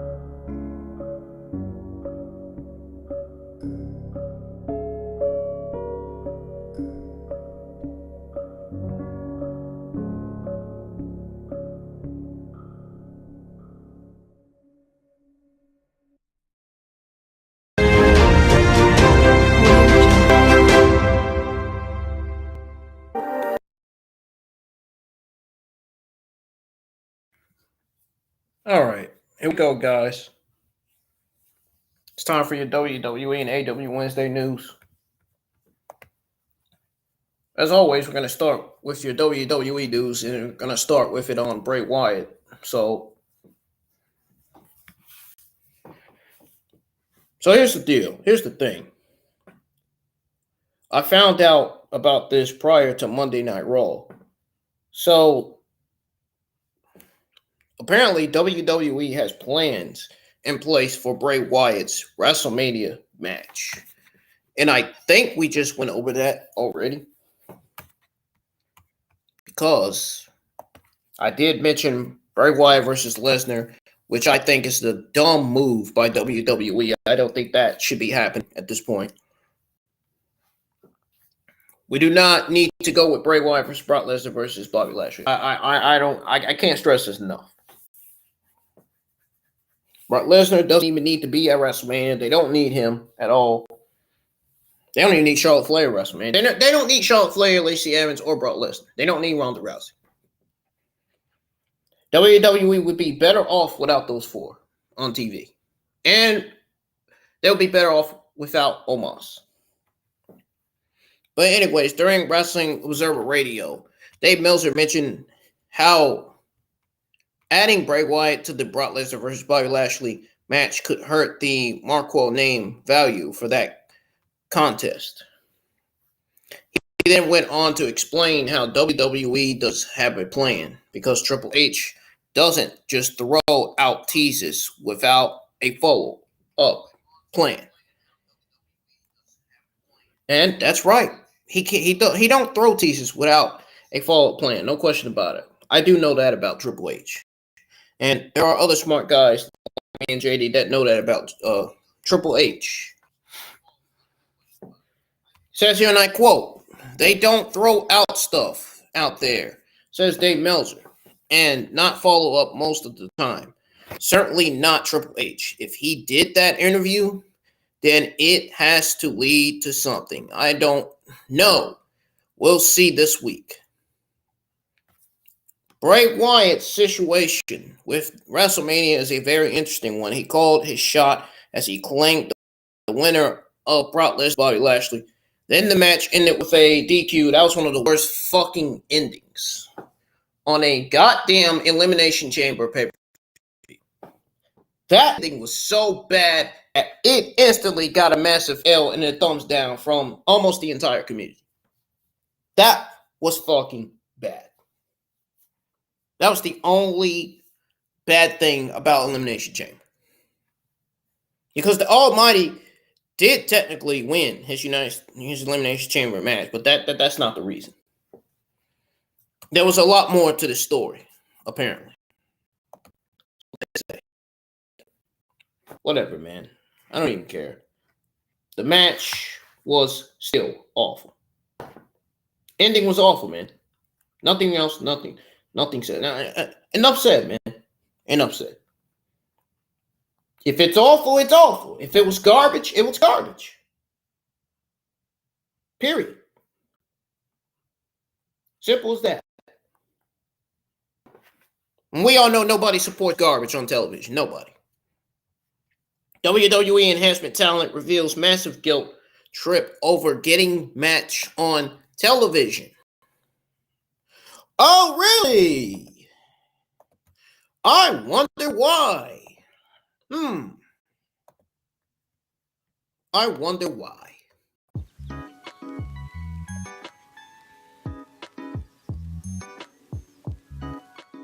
because it says here that while talking to 10 Court podcast, Lady Frost discussed her WWE Enhancement Talent match against Asuka. So it didn't last long. It didn't last long, they say. But it also didn't take her nearly as long to make her way to WWE as it did a lot of other talent. She says here, and I quote, "I had to feel the guilt and shame for years because people are like people tried for 10 and 15 years to be on TV. But like, I'm sorry, I got lucky. I wasn't going to say, no, you should call this person in. I don't know. Utah, that's been working for 15 years, that deserves this more than me." End quote. Lady Frost was tested a bit in the ring, and it was decided that she was a worthy enhancement talent for Asuka and her dreaded head kick. Although Lady Frost realizes that there is jealousy surrounding her appearance on WWE television, she had 2 words for her haters. "I showed up, I cut a promo on live TV for the time ever. They gave me a mic and said, here you go. They aired it live. It didn't mess it up. I took a head kick like a champ. Oh well, suck it." End quote. That's a good statement from Lady Frost to her haters, if you ask me. WWE has a lot of people in the company as enhancement talent who later want to make a name for themselves. That makes those enhancement talent matches so much better, especially when the person losing on television goes on to make an even better name for themselves on their own. Lady Frost just left Impact Wrestling. I can't believe I'm saying the word Impact. Oh, jeez. Oh, man. Impact. As if anybody cares about it. No, first of all, nobody gives a shit about Impact. Second of all, how many fans they got in attendance? 2, 3, probably 4, and they'll tell me. Nobody watches that show. It is horrendous garbage. Anyways, so her story is far from over. In the meantime, her match against Asuka caused a lot of trouble. A lot of trouble, man, with the WWE. What is y'all's take on the story, man? Let me know. Montez Ford's injury status after Elimination Chamber. Obviously, this news wasn't brought out yet, and now it's going to be given out now. So, the physically grueling match was contested for the United States Championship, with the champion, Austin Theory, defending his title against 5 other competitors. Austin Theory, Montez Ford, Seth Rollins were the final 3 competitors in the match. When Rollins knocked Ford out with a stomp, Theory snatched the pinfall off Ford. Montez was still laying on the ground as the game went on. The referee eventually called for officials and medical personnel to attend to him. Street Profits member was laid out of the chamber, which gave Logan Paul the opportunity to enter the chamber. Paul would kick Rollins to the ground and then finish him off with a stomp so that Theory could score the victory clanging pin. Montez Ford is doing well, according to Fightful Select. The injury angle was created to facilitate Logan Paul's admission into the chamber. In the same vein, Paul praised Ford on Twitter following Elimination Chamber. He said, and I quote, "Montez Ford, the real MVP," end quote. Furthermore, WWE Chief Content Officer Triple H also acknowledged Montez Ford's performance in the chamber match on Twitter. He did after failing to mention him during the post-Elimination Chamber press conference. Missed mentioning at the press conference, says, and I quote, but at Montez Ford, WWE is a star. Hashtag WWE Chamber. What's y'all's take on this different story here? Let me know. Mercedes Moné roll out WWE return.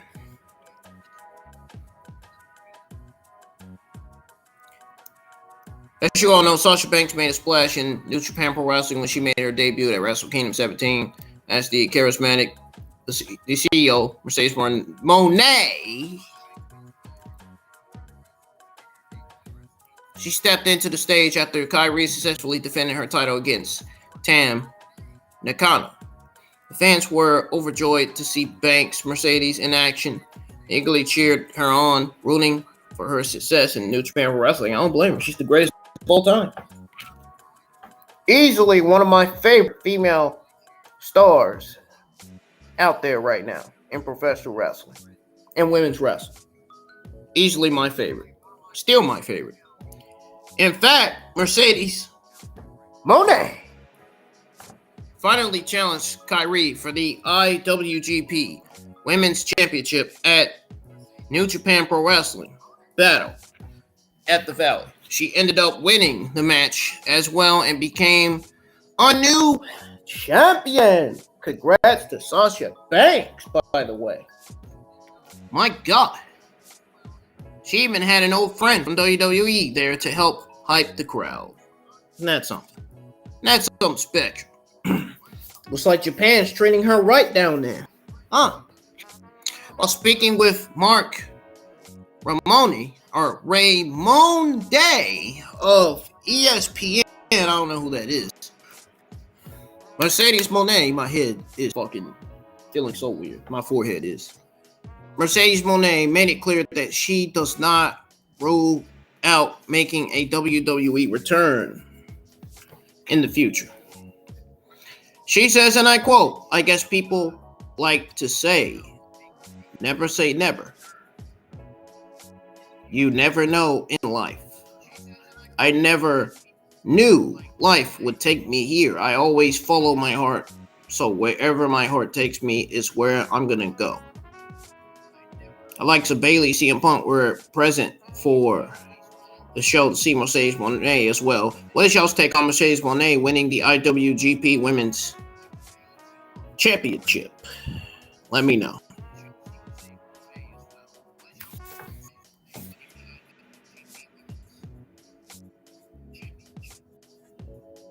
Asuka achieves incredible WWE landmark with Elimination Chamber win.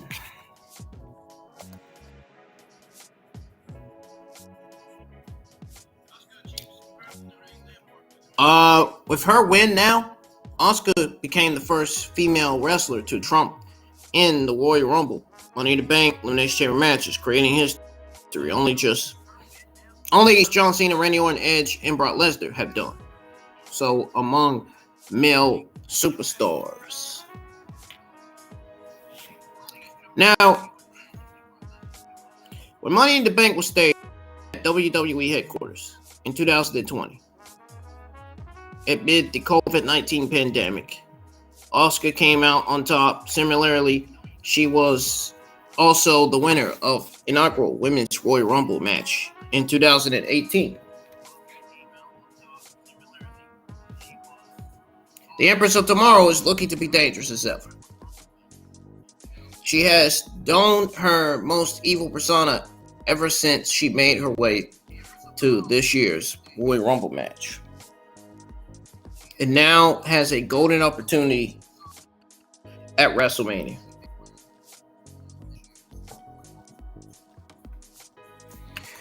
All right. And what a good story this is on Asuka. WWE could take WrestleMania outside the U.S. once again.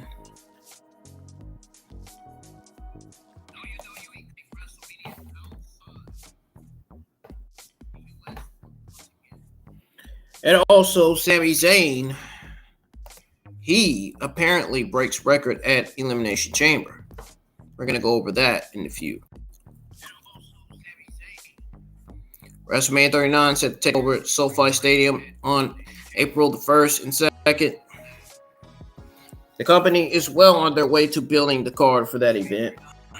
Still, fans from all over can't help but hope to get their own Mania event.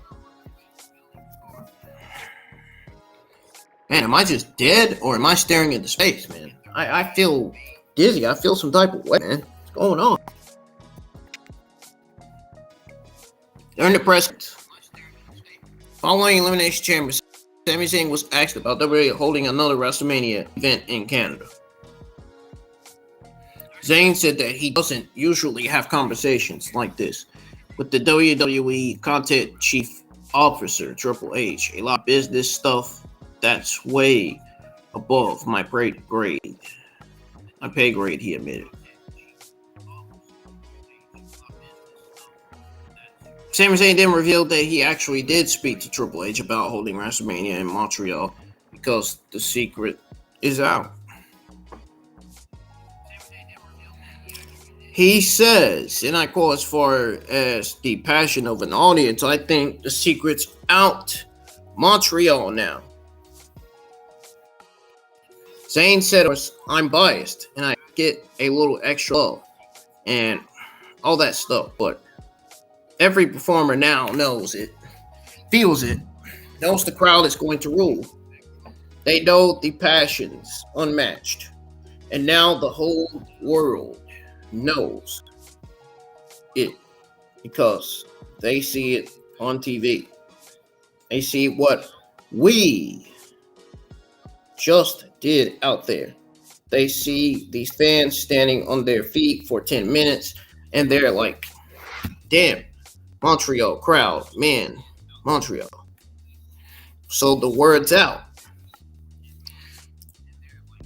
Somewhat biased, but a world-class city and virtually every metric. Maybe not the Olympic Stadium, which may be a factor in the whole WrestleMania discussion.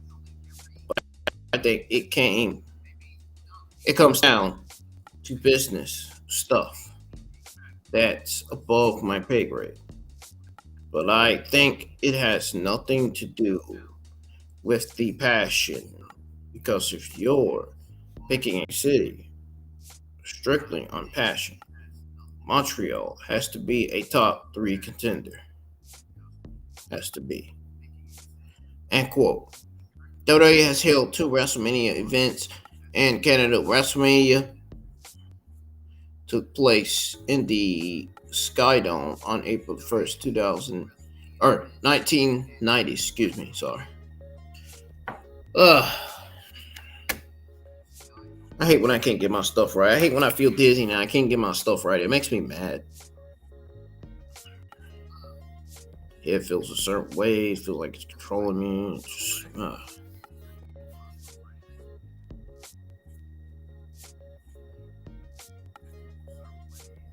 Most fans will probably remember WrestleMania 8 even better, as WWE went back to the Skydome on March 17, 2002. Guys, I may not be live for my Dynamite review because my head's not feeling right. I mean, I may not be live with a Dynamite watch-along. I'll be live with a Dynamite review, but I don't know if I'm going to be live with a Dynamite watch-along or not.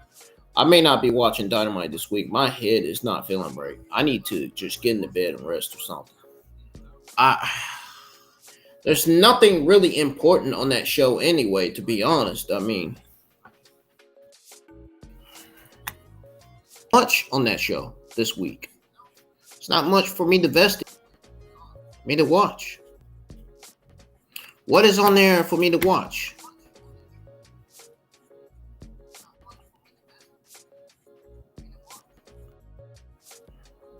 What is there for me to watch? Really? WWE already lined up WrestleMania 40 for Philly. That will likely be a 2-night event. I think this food's making me lazy, making me feel lazy. That's what it is. I just ate pizza. Anyways, just as the previous years, The two-night model seems to be working out well for WWE. Fans in Canada want a piece of that huge extravaganza. What's y'all's take on this situation with WWE? Let me know. WWE always got something going on. It ain't nothing new.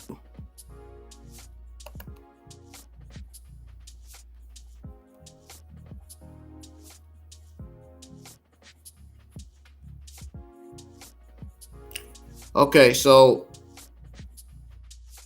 Sami Zayn, the Canadian superstar, was given a lengthy standing ovation by his home crowd to his match against Roman Reigns. He broke record at Elimination Chamber. So,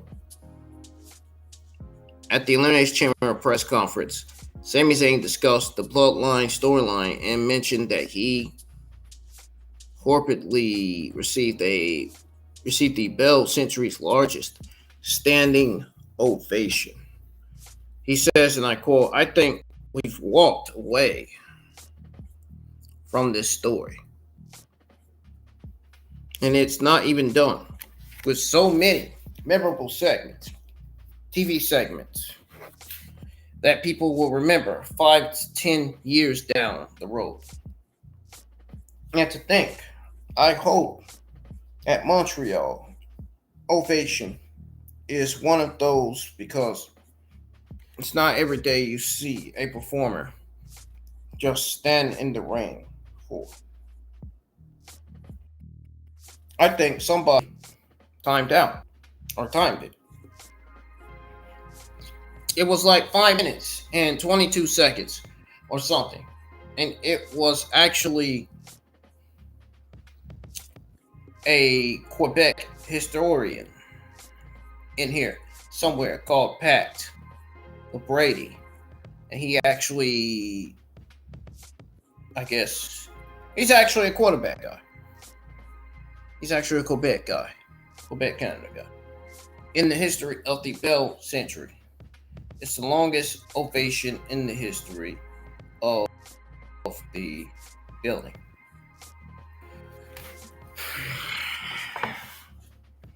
Yeah, guys, it's looking at me like I'm not gonna be able to watch Dynamite tonight.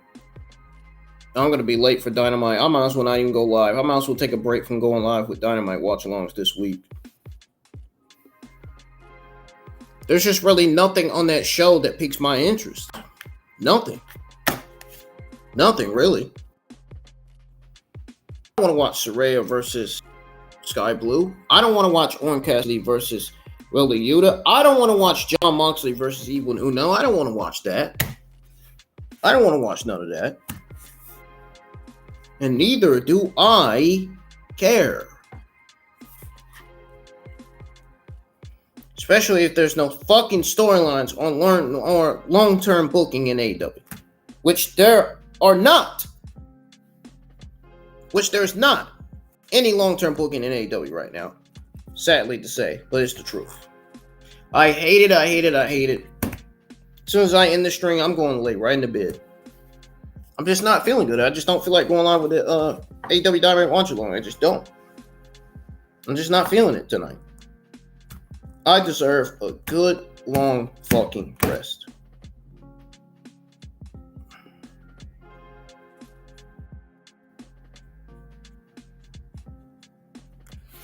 Anyways, you know what's wrong with my eyes, man. No reason why I need to close my eyes, because something's in them. Something's bothering me.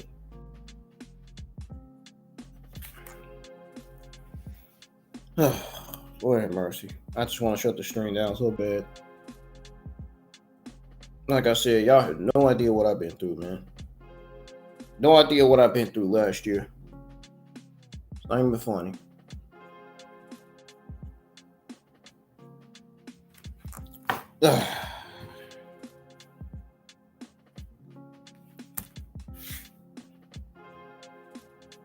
Anyways, as I was reading, guys, I'm trying to take my time. There's no need for me to rush. If I miss Dynamite, I miss Dynamite. Oh well. Who cares? Who fucking cares, man? There's not really a single goddamn thing on that show that interests me, man.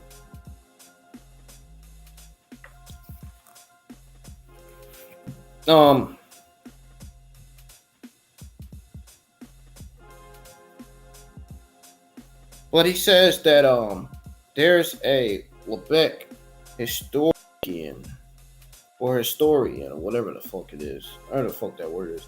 Historian.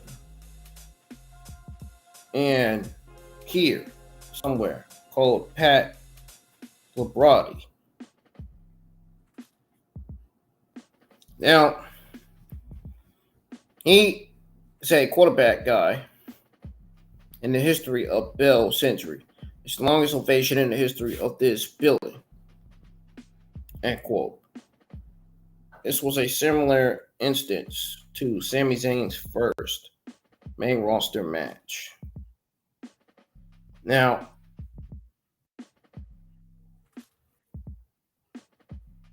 the bout in Montreal in 2015, Zayn answered John Cena's U.S. Open Challenge and received a huge ovation for displaying an incredible performance. Sami Zayn is doing the best work of his career right now. And I wouldn't be surprised if he becomes champion sometime. Now, I'm not talking about tag champions. I'm talking about WWE champion or Universal champion. He deserves something. He deserves something, man. Hard as he's worked to get to the top.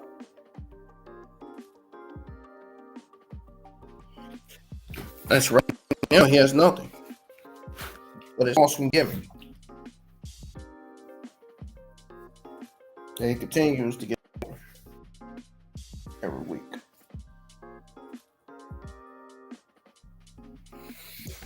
Anyways, what do you guys think of this story? And obviously, his feud for Roman Reigns is far from over. Sami Zayn may have never got the job done, but he had a damn good match against Roman Reigns. That was one of the more best Elimination Chamber pay-per-view matches I've ever watched. Sami Zayn versus Roman Reigns was that indeed. It was so great that more viewers started tuning in and watching. That everybody on social media started talking about it. That's how good the match was.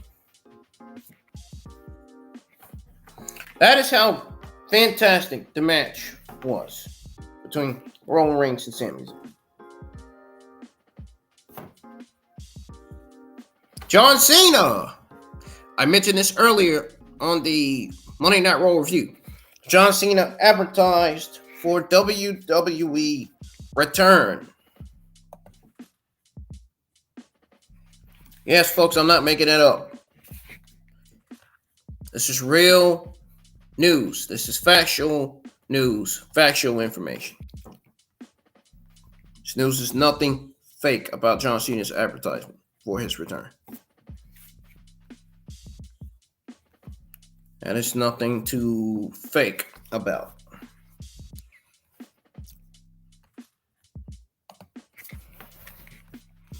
So I find the freaking news first. Oh, there it is. Okay, so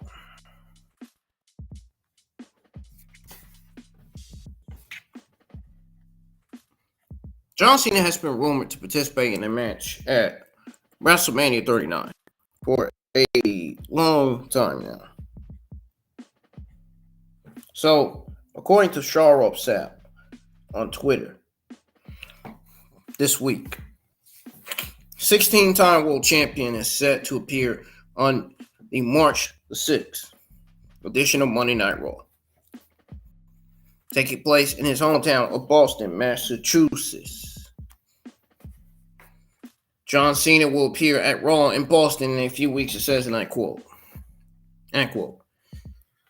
According to various speculations, John Cena is most likely to battle Austin Theory at the Show of Shows, with the blue chip prospect retaining title inside the Elimination Chamber this past weekend. The match is also set in stone. For a while now, Austin Theory has been taunting John Cena. Fans have also frequently compared their physique. Theory has also used Cena's famous "The Champ is Here" remarks to launch several commercials, and recently also mentioned him during the Elimination Chamber press conference. John Cena, on the other hand, was involved in a backstage segment with Austin Theory last year on Raw when he returned to celebrate his 20th anniversary in WWE. Furthermore, Cena was last seen on the final SmackDown of 2022, winning a tag team bout with Kevin Owens against Roman Reigns and Sami Zayn. John Cena's return announcement could see him being involved in the WrestleMania festivities.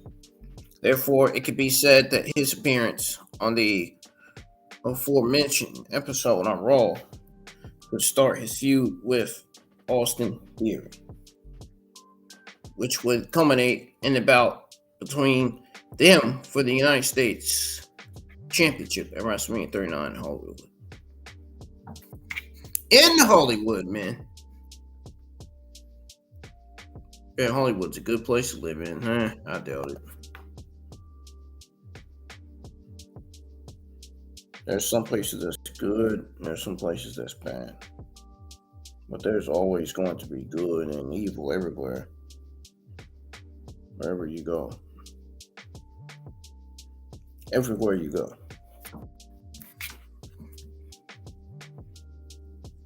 Really, it should be about positivity, not negativity. And negative is what gets you in trouble right there. Anyways, current WWE star teases Jay White signing with the company. The star that teases him joining with the company is Carl Anderson. Jay White took a huge loss at the hands of Hikuyo in a loser leaves Japan bout.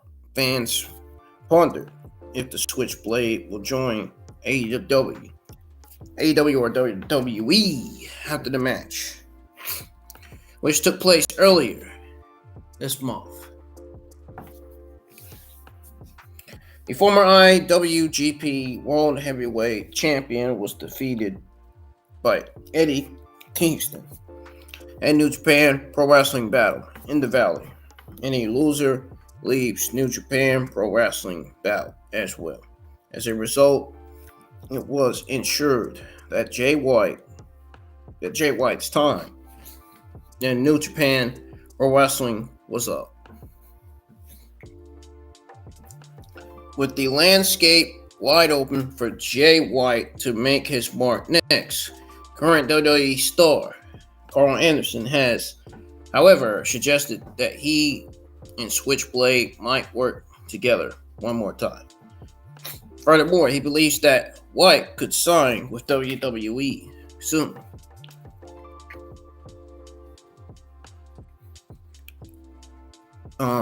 Machine Gun recently took to Twitter to ignite the rumors further. Carl Anderson posted a subjectively ironic response that alluded to the possibility that his old Bullet Club teammate would be moving to Stafford.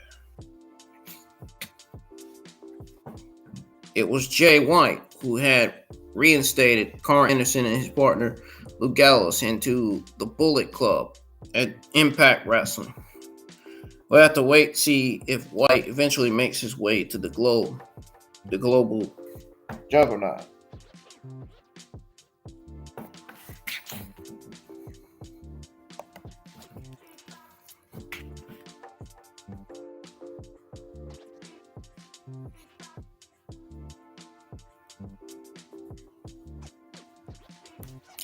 Fan files lawsuit over allegedly suffering injury at WrestleMania 38.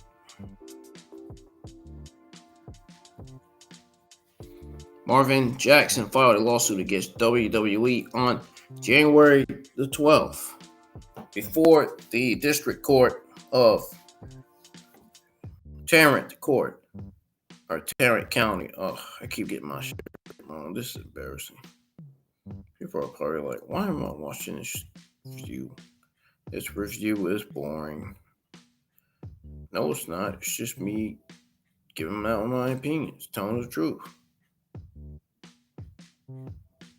That's all it is. Anyways.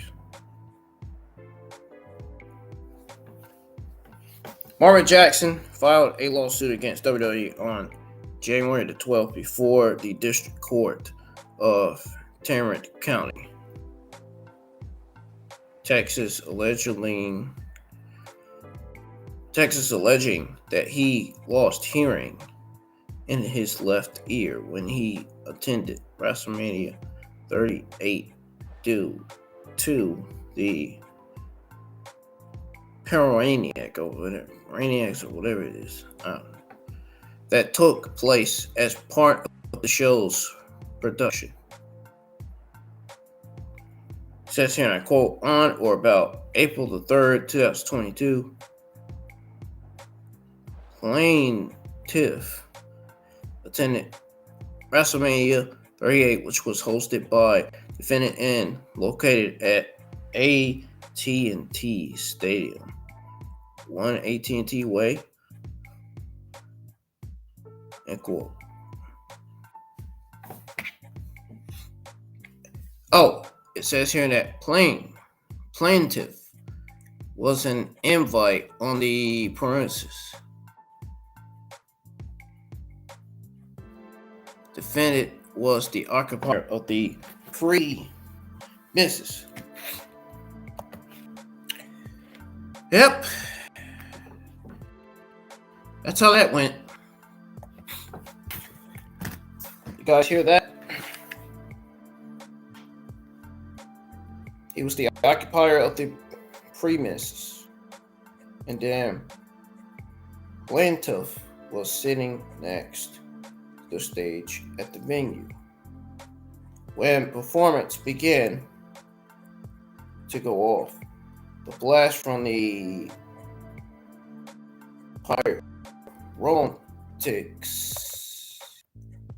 pyrotechnics was so loud that it caused plaintiff to lose almost all hearing in his ear.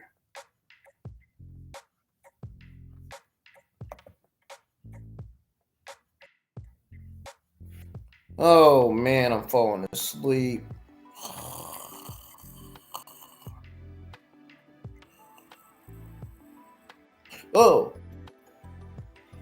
Oh man, I don't think it's my bedtime yet, man. I gotta wake up. No, I'm just joking. It ain't my bedtime.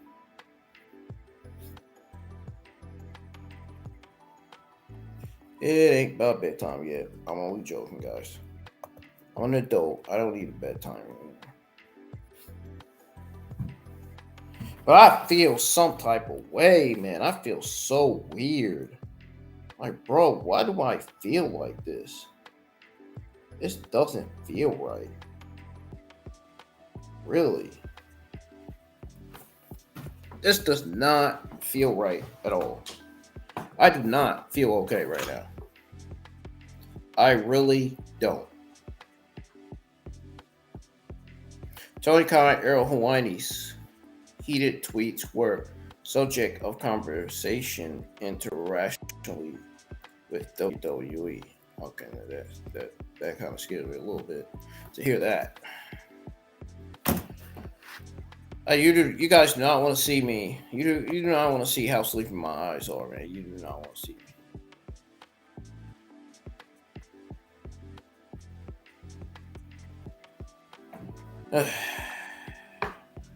Sean Fightful Select responded that there was a lot more to that story. the story of WWE Next Demon King Balor for Finn Balor.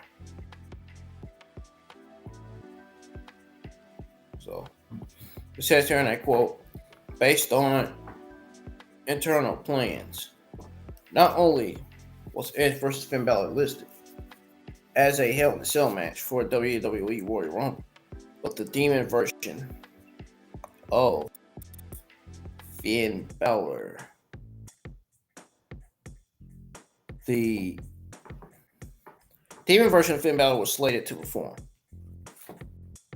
Balor has used the persona several times in WWE and on the main roster, last appearing at WWE Extreme Rules to a loss to WWE Universe Roman Reigns, or WWE Universal Champion. I gotta get off here. Universal Champion Roman Reigns. It became a SummerSlam staple for a few years, but has never been uncorked at a Rumble. Some that we speak to, says Ringside News, says Fightful, as if the Dragon persona didn't fit the current iteration of Judgment Day, and were against it in this situation, while others took like a man, or while others felt like the match would have needed the extra buzz of it returning. I'm sorry, guys, if I'm doing terrible with my review. Just bear with me, man. My head's dizzy. I'm feeling weird. I'm feeling weird, God. My head's dizzy. I'm feeling weird. Excuse me for getting my stuff wrong.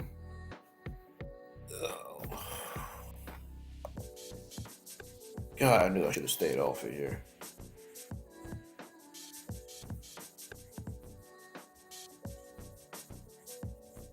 I knew I should have stayed off this laptop, man. God damn it, dude.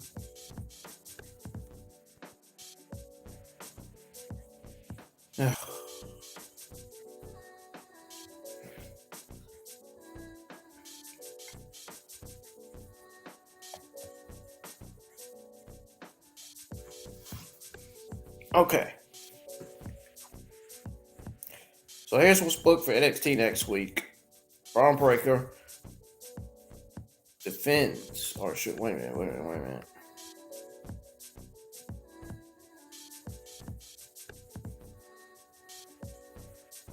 He's already got mine.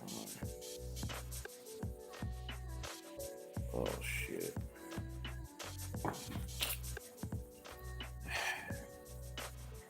Okay, anyways. Card for NXT.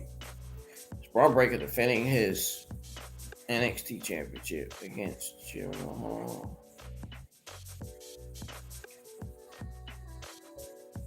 Yeah. We got Indy Hartwell versus JC Jane. Gillis.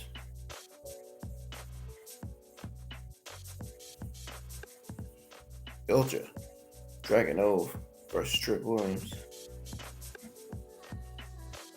Gallus versus Eddie Thor.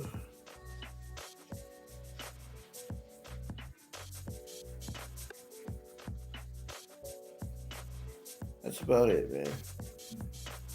You guys have any questions, please let me know. Guys, I'm getting off here, man. I'm getting sleepy. I am getting sleepy.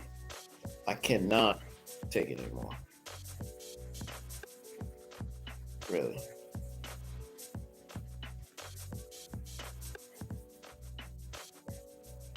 I can't even fucking keep my eyes up. I can't even keep my eyes up, man. That's how sleepy I am. I can't even keep my eyes up. I can barely keep my eyes up, bro. My freaking god.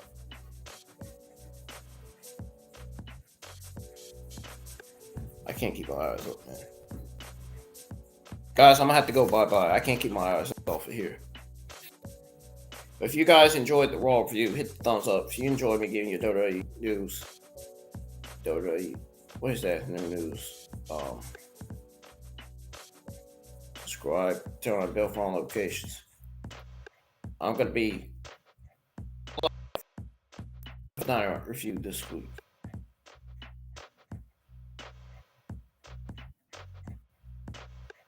Yeah, I'm getting out of here, guys. I'm falling asleep way. Need a fucking. I'm sorry, man. If I'm falling asleep like that, that's a sign I need to go to sleep.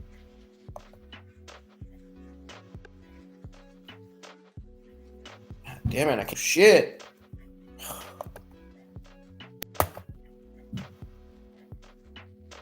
I can't do shit, man. Alright, guys, I'm getting out of here, man. I'll see you guys tomorrow afternoon for your Dynamite review, so be on the lookout for that. I'm gonna watch AEW. Well, I'm gonna watch AEW without the stream tonight. Try to watch some of it.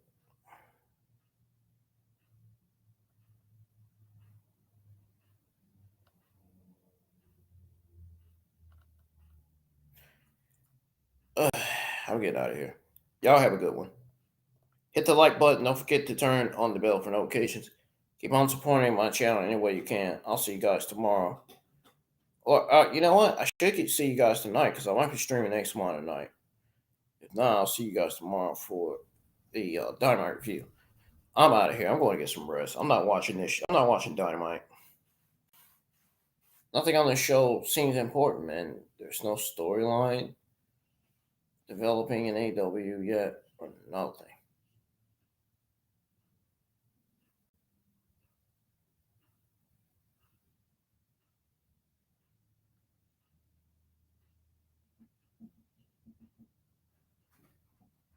All right, y'all have a good one.